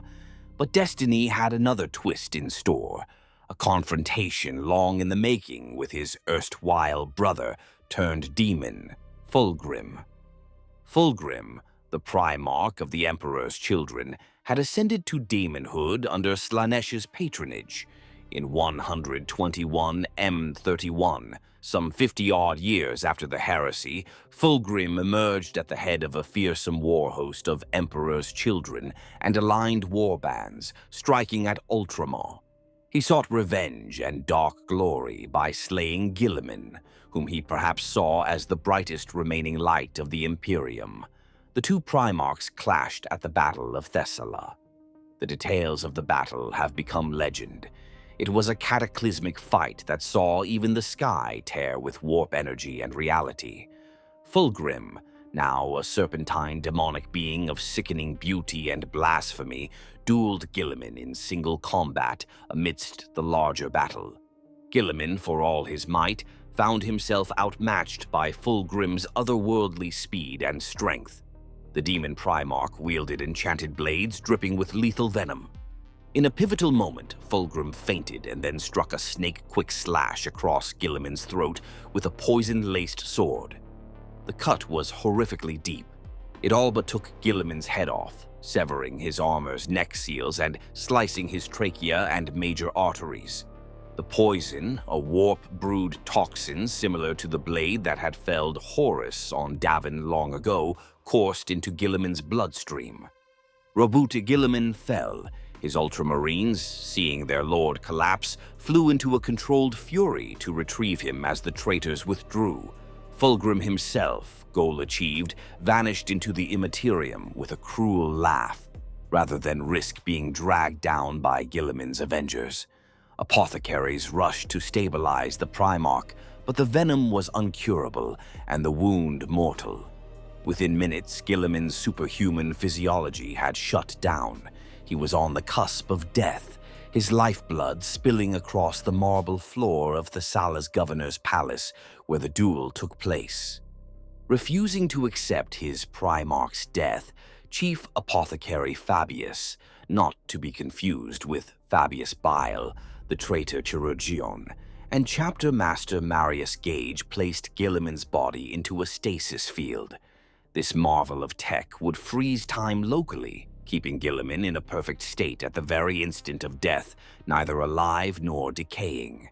They evacuated the Primarch back to Macragge, entombing him upon a grand marble throne in the Temple of Hera's Chamber of Correction. And there Gilliman would remain, silent and still, for the next 10,000 years. The blow was devastating to the Imperium. The brightest of the Primarchs laid low, just as others vanished. It marked truly the end of the era of the Primarch's direct guidance. But even in stasis, Gilliman's presence became a beacon of hope.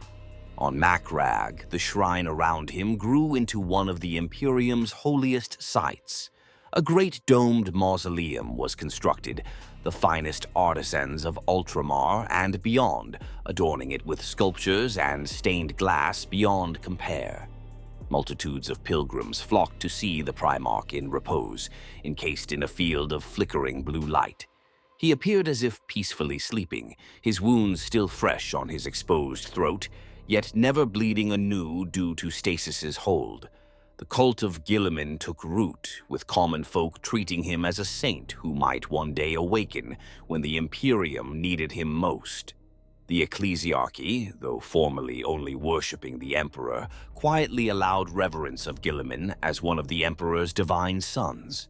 Indeed, many believed the Emperor's grace kept Gilliman's flesh from decaying, interpreting the impossible rumors that his wounds even showed signs of healing as miracles.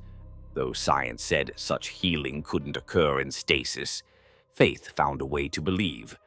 For the Imperium, Gilliman's sacrifice became both rallying legend and a symbol of the lost Golden Age. The phrase, "He is watching over us from his throne," became common in Ultramar and beyond to inspire courage, implying that Gilliman's spirit guarded humanity even as his body slept. Strategically, the Imperium had to adjust to his loss. The bureaucratic and military systems he established thankfully endured, a testament to his foresight. His chapter, the Ultramarines, continued on, led by capable successors following the Codex. The High Lords carried on their rule, though with arguably less vision over the millennia, sliding into bureaucracy and dogma. But that is a story for another time. Gilliman's legacy at this point was immense.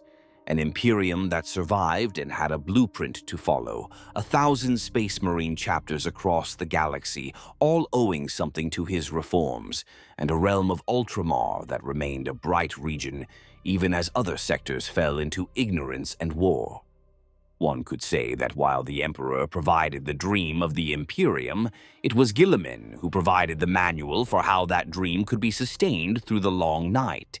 So ended the active life of Roboute Guilliman in the 31st millennium, felled at his zenith by a vile treachery. It was a solemn end to a magnificent chapter of heroism. Yet the story does not close here. As fate, and perhaps the Emperor's will, would have it, the Avenging Son's tale was not over. He would not remain forever entombed. The Imperium would indeed face a time of such desperation that Gilliman's restoration became its last hope. But for many thousands of years, he sat in silence, a lord in stasis, the Imperium decaying slowly around him as he sat unable to intervene. Perhaps his suspended mind knew nothing of those millennia passing. Or perhaps, as some theologians like to think, his spirit communed with the Emperor in some way during that long slumber. What is certain is that Roboute Guilliman's work endured long after he fell. The Imperium he saved limped on through the millennia, embattled, often stagnant but unbroken, awaiting the day when the Primarch might return to lead it once more. In the next chapter, that day will dawn, and Gilliman's saga will resume in an era even darker than the Heresy, where he would be hailed by some as nothing less than the new Emperor of mankind. Chapter 5. The Avenging Son. Resurgent. Return in the darkest hour. For over 10,000 standard years, the Imperium of Man persisted with Roboute Guilliman frozen in time, a legend from the mythic past. His legacy guided the Space Marines, and his example inspired generations, but few truly believed any Primarch would walk among them again. Millennia rolled on. The Imperium became ossified and dogmatic, beset by endless war. The bloated, rotting carcass that Gilliman once feared it might become did indeed come to pass in many ways, yet humanity endured, clinging to the Emperor's light through misery and faith. Now, in the late 41st millennium, the galaxy itself buckled under a new catastrophe, the 13th Black Crusade of Abaddon the Despoiler. In 999 M41, Chaos forces launched a titanic assault that broke the Cadian Gate. The fortress world Cadia fell, and with its fall, reality rent apart. A massive warp rift, the Cicatrix Maledictum or Great Rift, tore across the galaxy, splitting it in half. The Astronomican's guiding light faltered. Untold systems were isolated in warp night. Demons spilled forth everywhere. The Imperium was on the verge of complete collapse, its darkest hour since the Heresy. This era came to be called the Noctis Aeterna, the Eternal Night, when the Emperor's domain was blinded and besieged. In these dire days, hope arrived from the unlikeliest alliance. Archmagos, Dominus Belisarius Call, the same tech priest Gilliman had set to secret tasks millennia prior, had not forgotten his charges.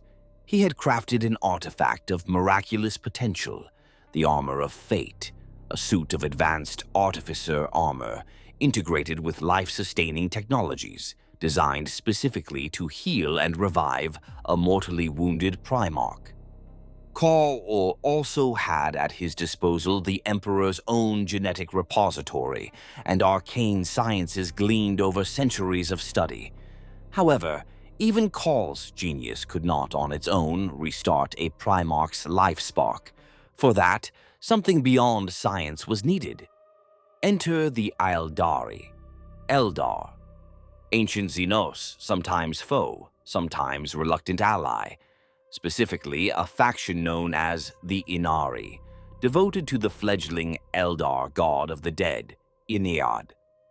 Their prophetess, Yvraine, had the ability to harness Ennead's deathly power to resurrect. She herself had been resurrected by it and become its emissary. The Eldar saw in Gilliman a potential savior, not just for humanity, but a bulwark against chaos that could indirectly help save their own species. Thus, in an unprecedented act, Eldar and humans formed a pact. The Eldar would assist in reviving the human Primarch, seeing it as a necessary step to thwart Chaos's dominion.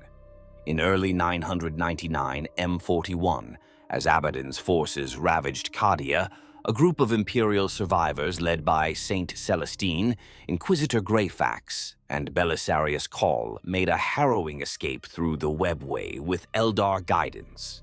They emerged on Macragge, bearing Call's long-nurtured device and Yvraine's psychic grace. Macragge at this time was under direct threat by a Chaos invasion. The archenemy took the opportunity of the Great Rift to assault Ultramar. In fact, Black Legion forces and their allies had launched an attack on Macragge itself, seeking to preempt any possible rallying point there. Within the fortress of Hera, at the heart of Macragge's polar fortress, the ritual began. Belisarius Cawl activated the armor of fate around Gilliman's stasis-entrapped body.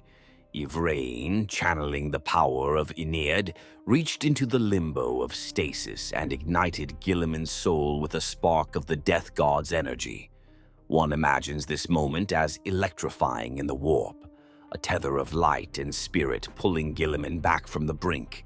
In the space of heartbeats, the poison that had frozen in his veins was purged, his mortal wound knit by the armor's advanced meditech, and his heart began to beat once more. With a gasp that echoed through the chamber, Roboute Guilliman opened his eyes and drew breath. The Primarch lived again, a fact so miraculous that even those performing the ritual were awed. Immediately, reality around them roared back in. Alarms, explosions. The Black Legion invasion was in full swing. Dazed but driven by instinct, Gilliman stood up from the throne that had been his coffin. He was clad now in Call's magnificent blue and gold armor, the armor of fate, which bore a halo of technological wonders. At his side, borne by an honor guard, was the Emperor's sword. During the revival, this blade was presented to him. Some say it lit with blue flame when Gilliman touched it, as if responding to his gene sire's blood in him. No sooner had Gilliman regained his senses than he had to fight. The Chaos forces breached the Temple of Correction's outskirts, and combat spilled into the Holy Precinct. What a sight it must have been for the Ultramarines, their gene father, believed lost for 10 millennia, striding into battle at their head once more. Gilliman fought savagely. Centuries of static did not dull his battle prowess. If anything, he fought with renewed fervor, almost wrathful at the desecration happening on his beloved Macragge. Wielding the Emperor's sword, he cut through the heretics and demons, rallying Ultramar's defenders who were near collapse. In a matter of hours, the Chaos invaders were utterly driven from Macragge's soil. The Primarch's return had turned the tide. Macragge was secured, and Gilliman stood victorious in his home once more. However, victory was tempered by what came next, the horrifying realization of the Imperium's state. As Gilliman looked upon the Ultramar capital and received reports, he began to grasp the enormity of what transpired in his absence. The Imperium was no longer the rational, striving civilization he'd left. It had become a theocratic, bloated empire riddled with ignorance and fear, exactly as he had lamented in that famous quote often attributed to him upon revival.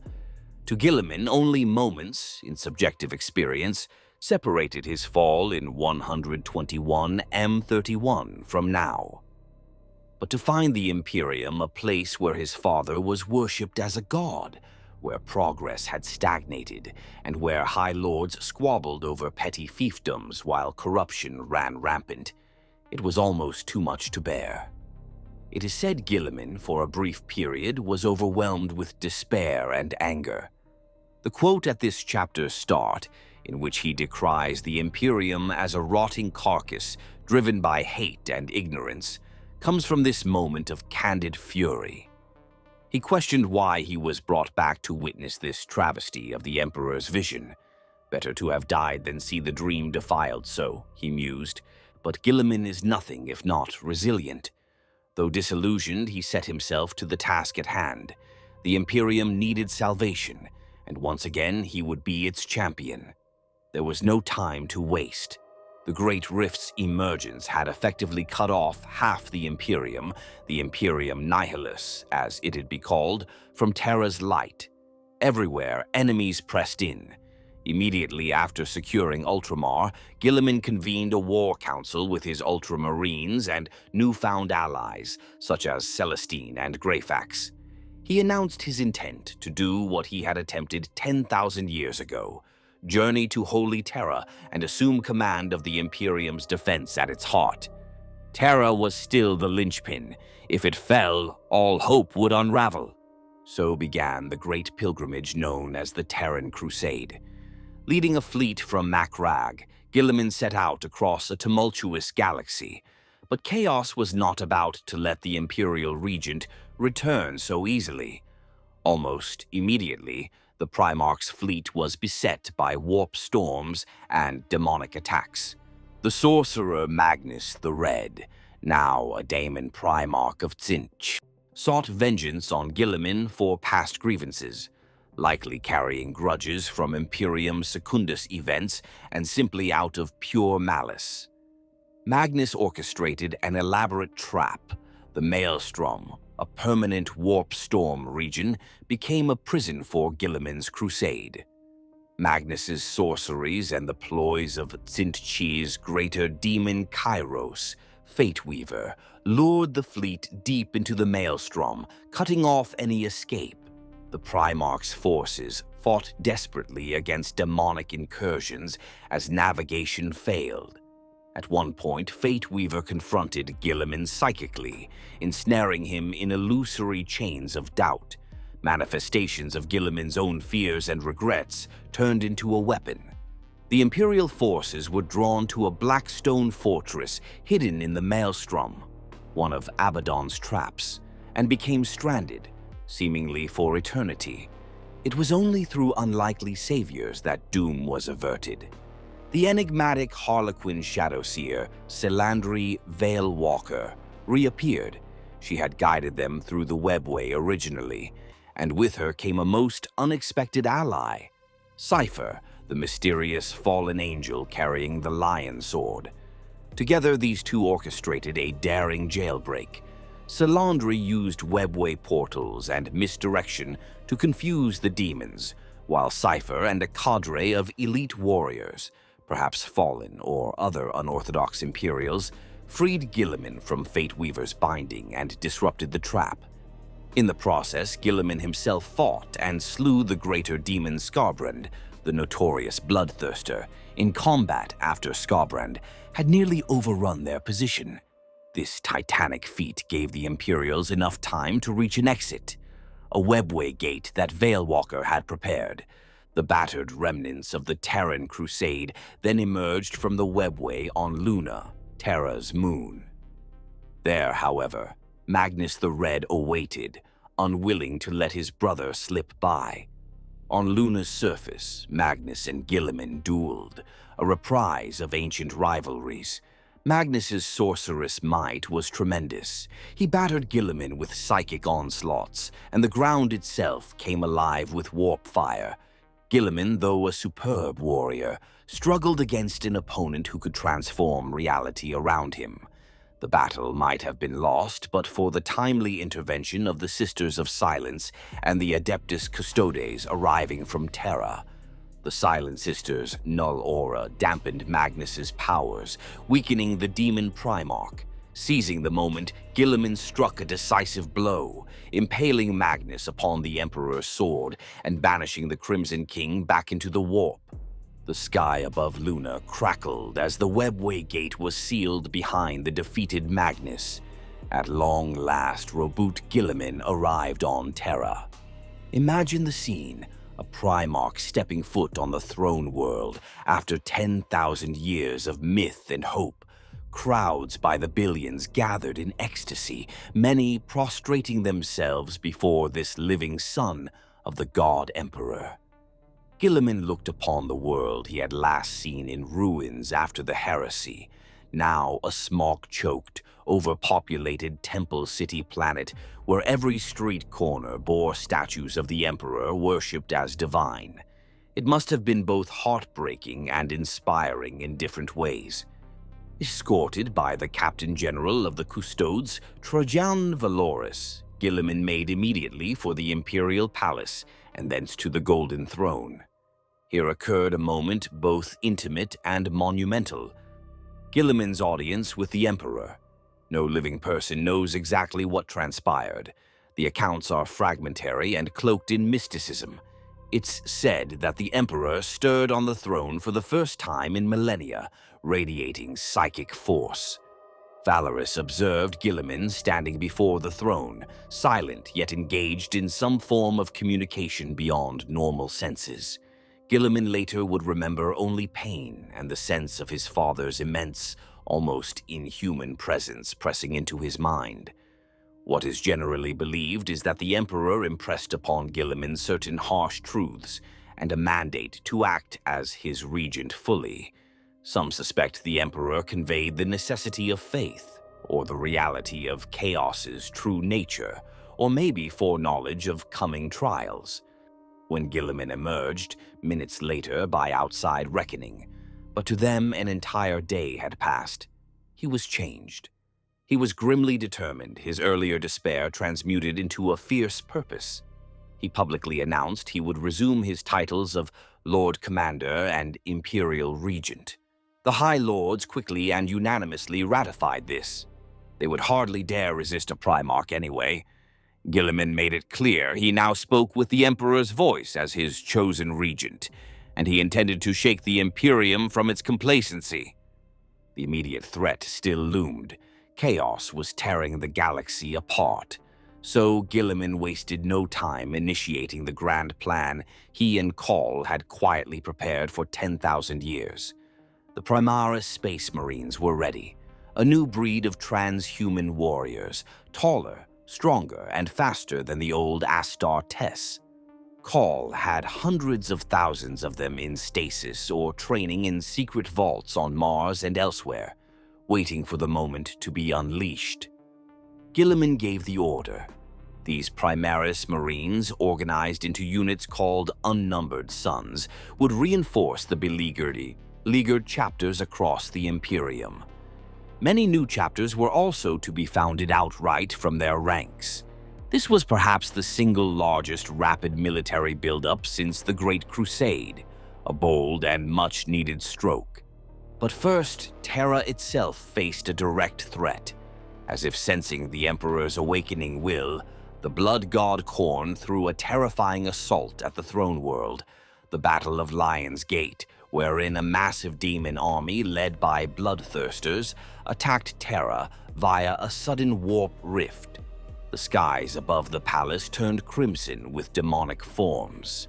In a scene reminiscent of the Siege of Terra, Gilliman personally led the defense on the walls alongside the Sisters of Silence and the Golden Custodians.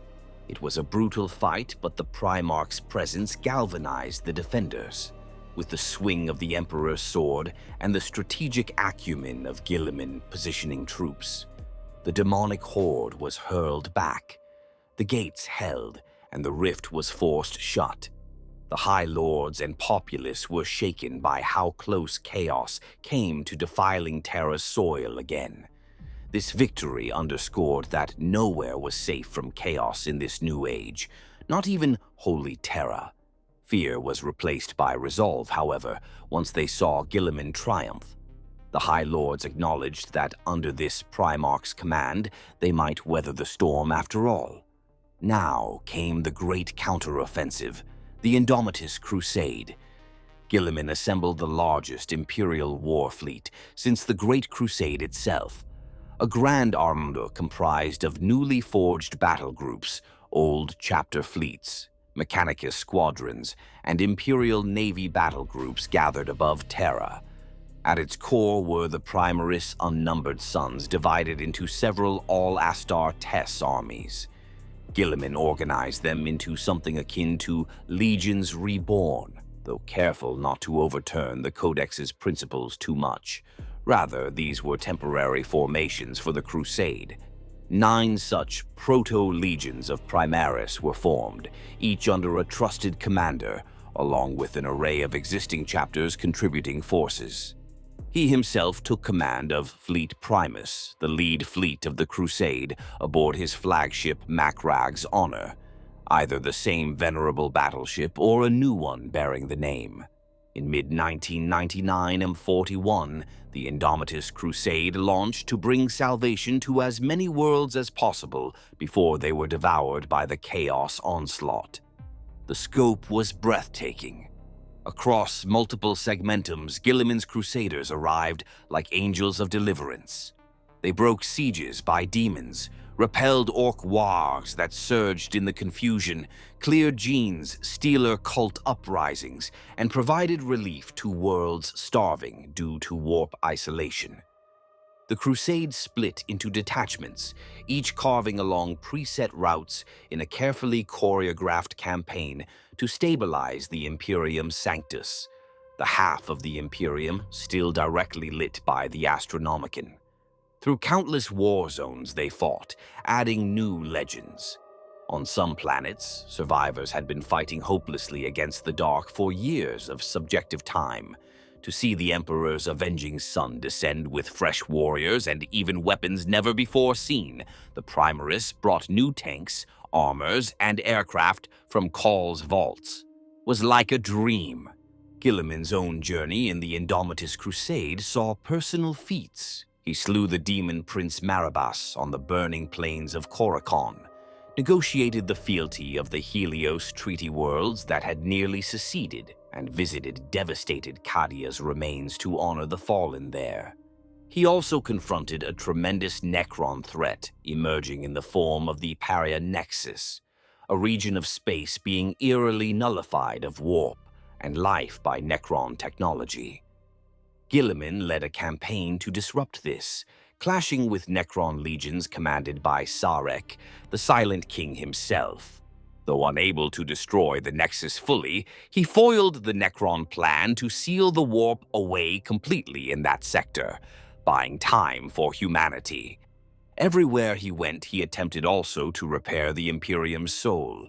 He famously issued edicts forbidding certain excessive abuses by Imperial officials, sought to reorganize some bureaucratic processes to be more efficient, and empowered loyal commanders in place of craven ones where possible. His efforts were not universally welcomed by the entrenched powers. The Ecclesiarchy in particular was deeply uneasy with Gilliman's presence. Here was a living Primarch who openly rejected the Emperor's divinity, and by extension the Church's authority, a potential powder keg of doctrinal conflict. Ecclesiarch Decius XII and others played a cautious game, publicly hailing Gilliman as the Emperor's chosen instrument while privately curbing his attempts at reform. For his part, Gilliman swallowed his disdain and accepted that the Imperial cult was too ingrained to dismantle without causing more harm. Instead, he tried to guide it subtly, forging an alliance of convenience with a devout priest, Mathieu, whom he made militant apostolic, essentially the Crusade's spiritual advisor. Through Mathieu, Gilliman spread a moderated message that balanced faith with continuing duty. It was a pragmatic solution to keep the fanatics in line. After roughly a decade of intense fighting, the Indomitus Crusade achieved its primary goal. At the Battle of Rokos, the final major engagement of the Crusade's first phase, Gilliman's forces broke a massive Chaos Armada, stabilizing the warp routes and defenses for a swath of Imperial space. The Imperium Sanctus, the light half of the galaxy, was largely secured behind a reinforced network of bastion worlds and repeated supply lines. Gilliman could have pushed on, but new crises drew his attention homeward. Reports from Ultramar spoke of a plague of unprecedented scale. Mortarion, the demon Primarch of the Death Guard, had launched a full-scale invasion of Ultramar, seeking to turn Gilliman's realm into a Garden of Nurgle. Thus, after 12 years of crusading, Gilliman entrusted the continued smaller torchbearer fleets missions to carry Primaris reinforcements and calls technology to chapters in the Dark Imperium Nihilus, to capable leaders, and he himself led a segment of the crusade back to Ultramar. This marked the end of the Indomitus Crusade proper, though in truth many subsectors were still embroiled. The crusade essentially decentralized into many ongoing operations. Gilliman returned to find his beloved Ultramar in dire straits. The Plague God's onslaught, dubbed the Plague Wars, had transformed verdant worlds into hellscapes of disease. Mortarion sought not only to destroy Gilliman, but to desecrate everything he had built. The stage was set for another confrontation of brothers, Gilliman vs. Mortarion, the avenging light against the poisonous darkness.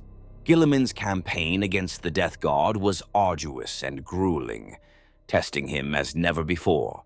Conventional strategy was confounded by Nurgle's unnatural plagues that rotted supplies, fouled weapons, and even caused loyal troops to defect in despair.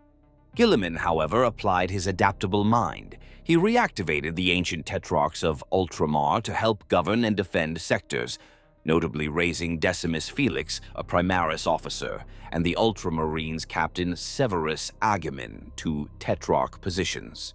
He expanded Ultramar's borders to bring more worlds under direct, efficient control, a move partly aimed at ensuring better defense in depth, after seeing how his earlier contraction of Ultramar had left outlying systems vulnerable. In essence, he rebuilt his realm's strength even as war raged, showing his multitasking genius. The Plague Wars saw many notable duels and events. Early on, Mortarion attempted a decapitation strike. On the industrial world of Parmenio, Mortarion, his first captain Typhus, and the Great Unclean One, Kugath hatched an ambush to assassinate Gilliman. Gilliman indeed walked into a trap. Surrounded by toxic fog and pox-ridden traitors, he was nearly overwhelmed. But a mysterious figure, a young girl emanating blinding light, possibly a nascent living saint, appeared and guided Gilliman out of the trap at the critical moment. This unexplained miracle saved Gilliman's life. It unnerved him, an avowed skeptic being saved by what looked for all the world like divine intervention. Yet it also planted seeds of humility regarding the power of faith. The war culminated on Iax, Ultramar's garden world turned charnel house. There, Mortarion enacted a grand contagion ritual to unleash the God Blight, a plague specially empowered to kill even a Primarch. Gilliman, fed intel from a captured daemon host, realized Iax was the linchpin and marched straight into Mortarion's trap knowingly. The brothers fought a titanic duel in the ruins of Iax's capital. Initially, Gilliman held his own, despite Mortarion's unnatural resilience and sorcery. But Mortarion had the favor of Nurgle bolstering him, and Gilliman began to falter under waves of filth and despair. The demon Primarch seized his chance and infected Gilliman with the God Blight. a venom so potent that it could even overcome a Primarch's constitution. Gilliman collapsed, his body shutting down as the disease ravaged him from within. Mortarion hovered over him, gloating and urging Gilliman to yield to Nurgle for relief from the agony. But even as life waned, Gilliman refused to surrender. Enduring unspeakable pain, he defiantly spat back at Mortarion, rejecting chaos with every fiber of his being. At that moment, something transcendent occurred. Gilliman's body lay dying, but his spirit, or perhaps his soul shard tied to the Emperor, hung in a place between life and death. In that liminal state, Gilliman had a vision. He stood once more in the presence of the Emperor, as he had in the throne room. Perhaps the Emperor reached out to his son, seeing him about to be lost. No one can say exactly what passed, but in reality, a miracle manifested. The Emperor's power coursed through Gilliman, igniting him in a corona of golden light. In full view of friend and foe, Gilliman rose anew, wounds closing, eyes blazing with righteous light. Mortarion staggered back in shock as his lethal plague was burned out of Gilliman's blood by the Emperor's divine intervention. Gilliman took up the Emperor's sword, now burning with unearthly fire, and unleashed a psychic conflagration channeled straight from the Emperor.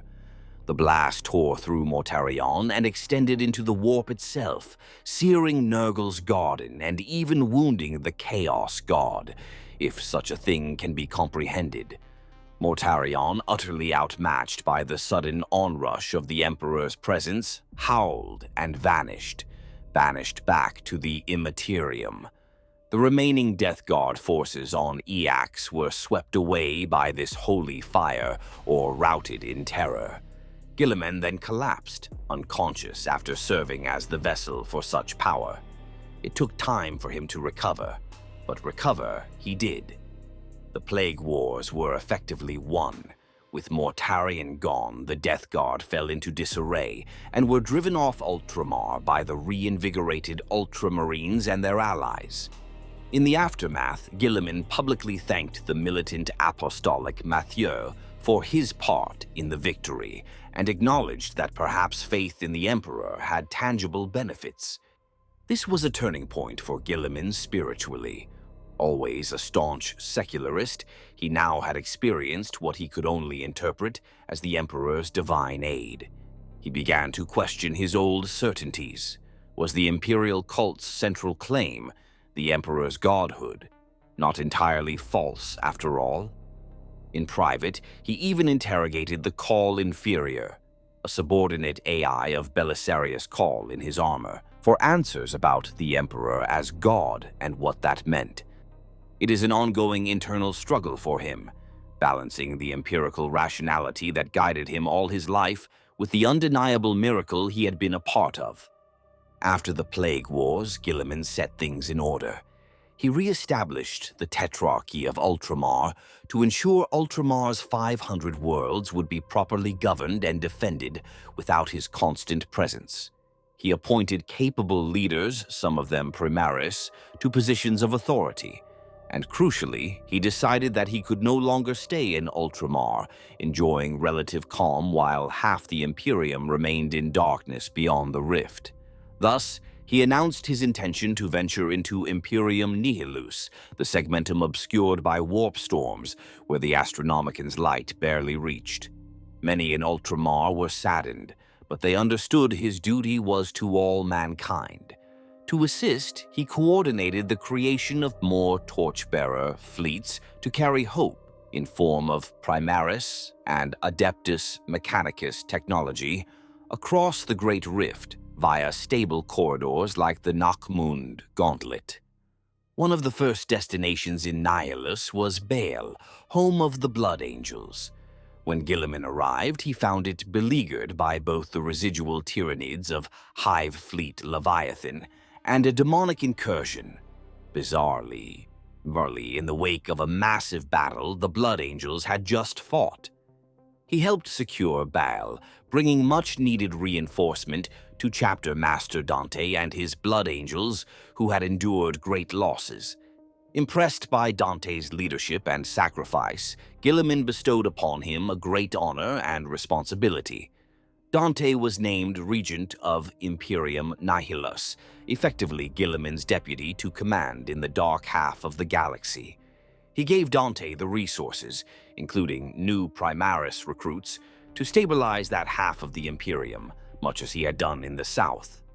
This mirrored the way the Emperor once had war masters. Gilliman was wise enough to realize he could not be everywhere at once. Delegation to the worthiest was key. Having thus set major initiatives in motion, Gilliman returned to Terra for a time to regroup and consult. The present time, early 42nd millennium, finds him continuously busy, traveling between flashpoints, directing crusades, responding to new threats like the rise of Chaos warlords in the wake of Abaddon's push, or the continued expansion of Xenos like the Necron dynasties and the Tau Empire on the Eastern Fringe. He labors at both war and governance. By accounts from Terra, Lord Commander Gilliman is both commander and statesman, attending meetings of the High Lords, often berating them for short-sightedness, making policy decisions to adapt the Imperium, for example, allowing some technological innovations through Call's work, something previously unthinkable under Mechanicus dogma, and pushing for the imperial bureaucracy to cut through its own red tape in this time of crisis. Not all welcome these changes. Some view Gilliman's presence as upending the status quo they thrived in. There have been subtle and not so subtle attempts to undermine him, from assassins possibly manipulated by those wary of a Primarch's oversight to political roadblocks by the entrenched powers. But none can openly defy him. His results speak louder. For the first time in centuries, the Imperium is not simply shrinking in desperation. It's fighting back and even reclaiming lost ground. Common citizens widely revere Gilliman. Many literally worship him as the avenging son of the Emperor, a demigod walking among them. The cult Imperialis has incorporated him into its narratives, even if Gilliman himself cringes at some of the more ludicrous saintly attributions. In some shrines, imagery now depicts the Emperor enthroned with Gilliman, standing beside him bathed in halo light, the Emperor's sword alight in his hand. Gilliman himself remains a complicated figure. To the masses, he projects confidence, nobility, and righteous fury against the enemy. A heroic and almost pompous grandeur, as is fitting for a Primarch in war. He has taken on the mantle of imperial leadership fully, but privately those close to him, such as Marshal Matthias or his chief librarians, know that Gilliman carries a heavy weight of melancholy and doubt. He is profoundly troubled by the state of the Imperium. In his eyes so far fallen from the enlightenment he and the Emperor once sought, he struggles to reconcile with the fact that the Imperium only survived through the faith he once scorned. He is haunted at times by the notion that perhaps the Emperor deliberately allowed the cult to flourish, or that maybe the secular dream was naive. But even in these dark musings, Gilliman finds purpose. He will do whatever he must to protect humanity, even if it means temporarily embracing institutions he finds distasteful or sacrificing personal ideals for the greater good. And so Roboute Guilliman stands as the Imperial Regent in this new era, effectively the new Emperor in all but name. He does not seek worship, and indeed he issued an edict forbidding any cult directly devoted to him. Some heed it, some don't. He frequently states that the Emperor alone is the god of mankind, not Gilliman himself, and that he is merely his servant. This humility further endears him to people, ironically elevating his stature even more. In high-level councils, he exhibits a subtle, sometimes wry sarcasm when dealing with dogmatists or foolish administrators, a hint of his frustration with what he calls bureaucrats and sycophants who would make my father weep. But he balances that with genuine empathy for the average citizen and soldier. Countless anecdotes circulate of the Primarch personally commending Imperial guardsmen on the battle lines, or taking time to oversee refugee evacuations. Small acts that show he cares for the Emperor's people, not just abstract grand strategy. As current threats evolve, Gilliman adapts. He's dispatched forces to counter the ominous Noctilith Crown networks that Chaos warlords try to erect, devices that expand the Great Rift's influence. He studies emerging foes like the psychic Satan Shards or the peculiar Inari alliances, always seeking angles to turn things to humanity's favor. One of Gilliman's most notable projects is the continuing rollout of Primaris reinforcements to every Space Marine chapter, called the Ultima Founding. By now, nearly all chapters have accepted Primaris brethren into their ranks. Gilliman hopes these augmented Astar tests, free of some genetic flaws that cursed the first founding, like the Blood Angel's Red Thirst or the Wolves' Curse, will strengthen the Imperium's protectors for the long haul. It's not lost on him that he might be making the Space Marines too powerful again, ironically undoing the Codex limits. But he deems the situation dire enough to warrant it. Another example of how pragmatic he has become in this desperate age.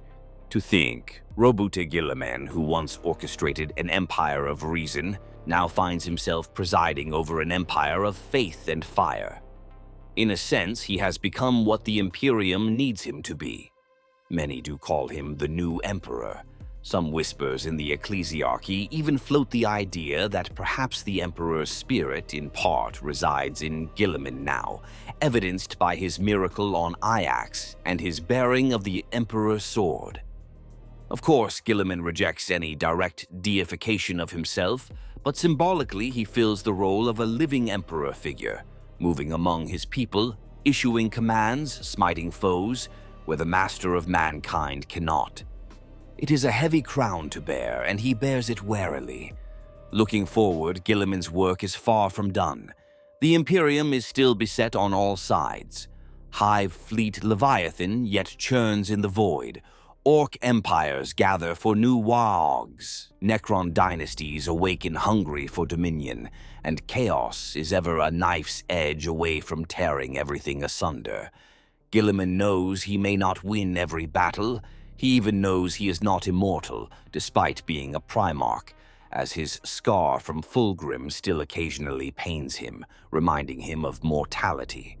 But his presence gives humanity something it has lacked for eons, a sense of hope and forward momentum. Under Gilliman's leadership, the Imperium is no longer merely reacting. It is acting, pushing boundaries, striving to reclaim the lost glory. In time, who knows, perhaps other Primarchs may return to aid him. Rumors already persist of the Lion's dramatic reawakening and involvement in the fringes of Nihilus. News that would surely elate Gilliman to have another brother at hand. But until such reunions, Gilliman presses on, the lone demigod in the realm of mortals, doing his best to live up to the impossible legacy of the Emperor. Thus, the tale of Roboute Guilliman in the 41st, now 42nd millennium, is one of rebirth and renewal. Called back from legend to save mankind once more, he has taken on the mantle of hero, general, and ruler in a galaxy darker than ever. In him, billions place their trust and faith.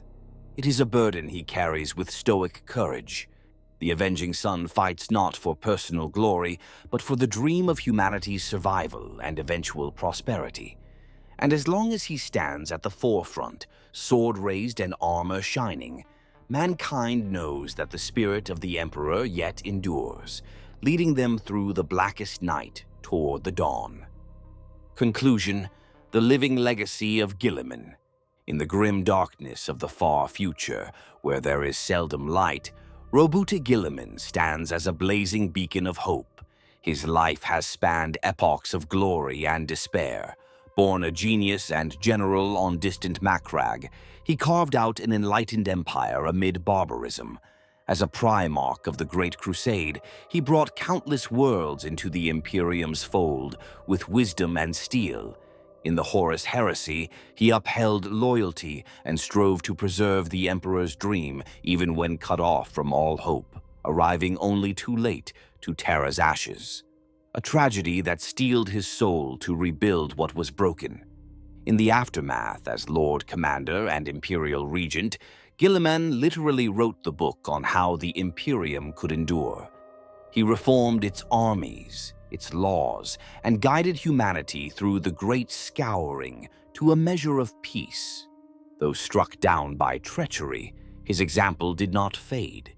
It lived on in every chapter that raised the Aquila, in every citizen who whispered a prayer at the shrine of Macragge, believing one day the avenging sun would return. And return he did. At humanity's darkest midnight, Gilliman burst forth from legend into reality, a demigod reborn in an age of war unending. He took up the Emperor's flaming sword and plunged headlong into battle for mankind's salvation. Through the tumult of the Indomitus Crusade and the hell of the Plague Wars, he proved that the Primarch's fire still burns bright. He has become to this era what the Emperor was 10 millennia before. A unifying figure, a strategist without equal, a champion on the battlefield, and a statesman in the halls of power. They call him the new Emperor of mankind, and in many ways that title is deserved. Not because Gilliman claims any divinity or would ever usurp the father he worships in his own way, but because he carries the weight of the Imperium on his shoulders. He is the Emperor's will in motion, the living blade of humanity's defense. When Gilliman speaks, worlds listen. When he commands, armies charge. When he strikes, foes tremble. In his generally calm, authoritative voice, there lies the confidence of someone who has seen the Imperium at its zenith and refuses to let it fall completely into night. In his measured, sometimes stern decisions, one can sense the echo of the Great Crusade's lofty ideals, tempered by the hard wisdom of the 42nd millennium. Yet for all the pomp and grandeur that surrounds his station, Roboute Guilliman remains at heart a servant of humanity. He has witnessed the best and worst of mankind, from the noble citizen soldiers of Ultramar to the fanatic inquisitors and schemers on Terra. He knows the Imperium is imperfect, even ugly, but he fights for it because it is humanity's home. In rare private moments, away from the adoring crowds and battle's din, Gilliman allows himself a hint of sorrow or a wry smile of irony. Sorrow for the brotherhood and golden future that was lost. Irony at the cosmic jest that he, the most faithful son of a secular dream, is now hailed as a divine savior in a religious age. But he does not let regret slow his stride for long. He understands perhaps better than anyone that history's grand currents are beyond any one man's control, even a Primarch's. And so one must do one's duty with the tools at hand. If that means accepting the role of demigod warrior in the eyes of the masses to give them hope, then so be it. Gilliman will be their talisman, their avenging angel, as long as it drives them to prevail. Picture the Lord Commander in the war-torn dawn on a liberated world, towering in cerulean armor, sword in hand, still glowing with the Emperor's light, addressing lines of weary, awestruck soldiers. His words carry on vox and wind, firm and inspiring. People of the Imperium, your faith has not been in vain. We have battled in the dark and we have won this day, but many trials yet lay before us. Take heart and stand with me. For the Emperor, for humanity, I shall not rest until every last enemy is cast down and our futures secured. Courage and honor. The cheer that erupts could shake the stars, and in that roar Gilliman feels the true reward of his struggle. Unity, resolve, and a spark of the old dream rekindled. Roboute Guilliman's story is a tapestry of heroism threaded with tragedy, of high vision challenged by grim reality. It is the story of the Imperium itself, a realm forever poised between darkness and light, ever in need of a champion to keep the night at bay. Gilliman has become the champion this era needs. In his resurrected hands, the Imperium has a fighting chance. And so, as the 42nd millennium unfolds, the image of Gilliman, Regent, Primarch, Warrior Lord, strides from battle to battle, an unyielding figure against a tide of nightmares. Beside him in spirit marches the memory of the Emperor and all the heroes of old, urging him onward. In his wake march billions who believe once more in victory. The burden is immense, but Roboute Guilliman bears it, as he has all others, with unshakable duty. The final chapter of Gilliman's saga is yet unwritten, but one thing is certain: as long as he lives, he will never abandon the cause of humanity. He will keep fighting for that better Imperium he knows is possible, even if he must drag the current one, kicking and screaming towards it. He will continue to be both sword and shield, the avenging sun and the guiding hand. In the harsh theater of the 41st millennium, where so much is bleak, Gilliman's return reminds the galaxy that the Age of Legends is not entirely over. There is a Primarch in motion once more, a demigod battling not for personal ambition, but for the simple, profound ideal that mankind shall not only endure, but one day prevail. He stands as a living link between the mythic past and the desperate present, a figure out of time leading the way to an uncertain future. Strong of body, pure of heart, and unyielding in purpose, Roboute Guilliman, the avenging son of the Emperor, remains humanity's greatest champion. His life's journey from the fields of Macragge to the throne world of Terra and beyond has been nothing short of epic.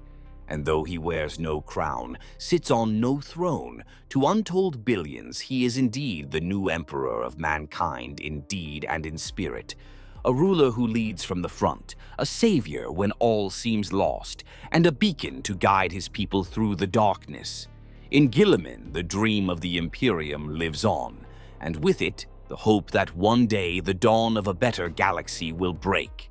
In the Emperor's name, and with Gilliman at the helm, humanity fights toward that dawn. Courage and honor,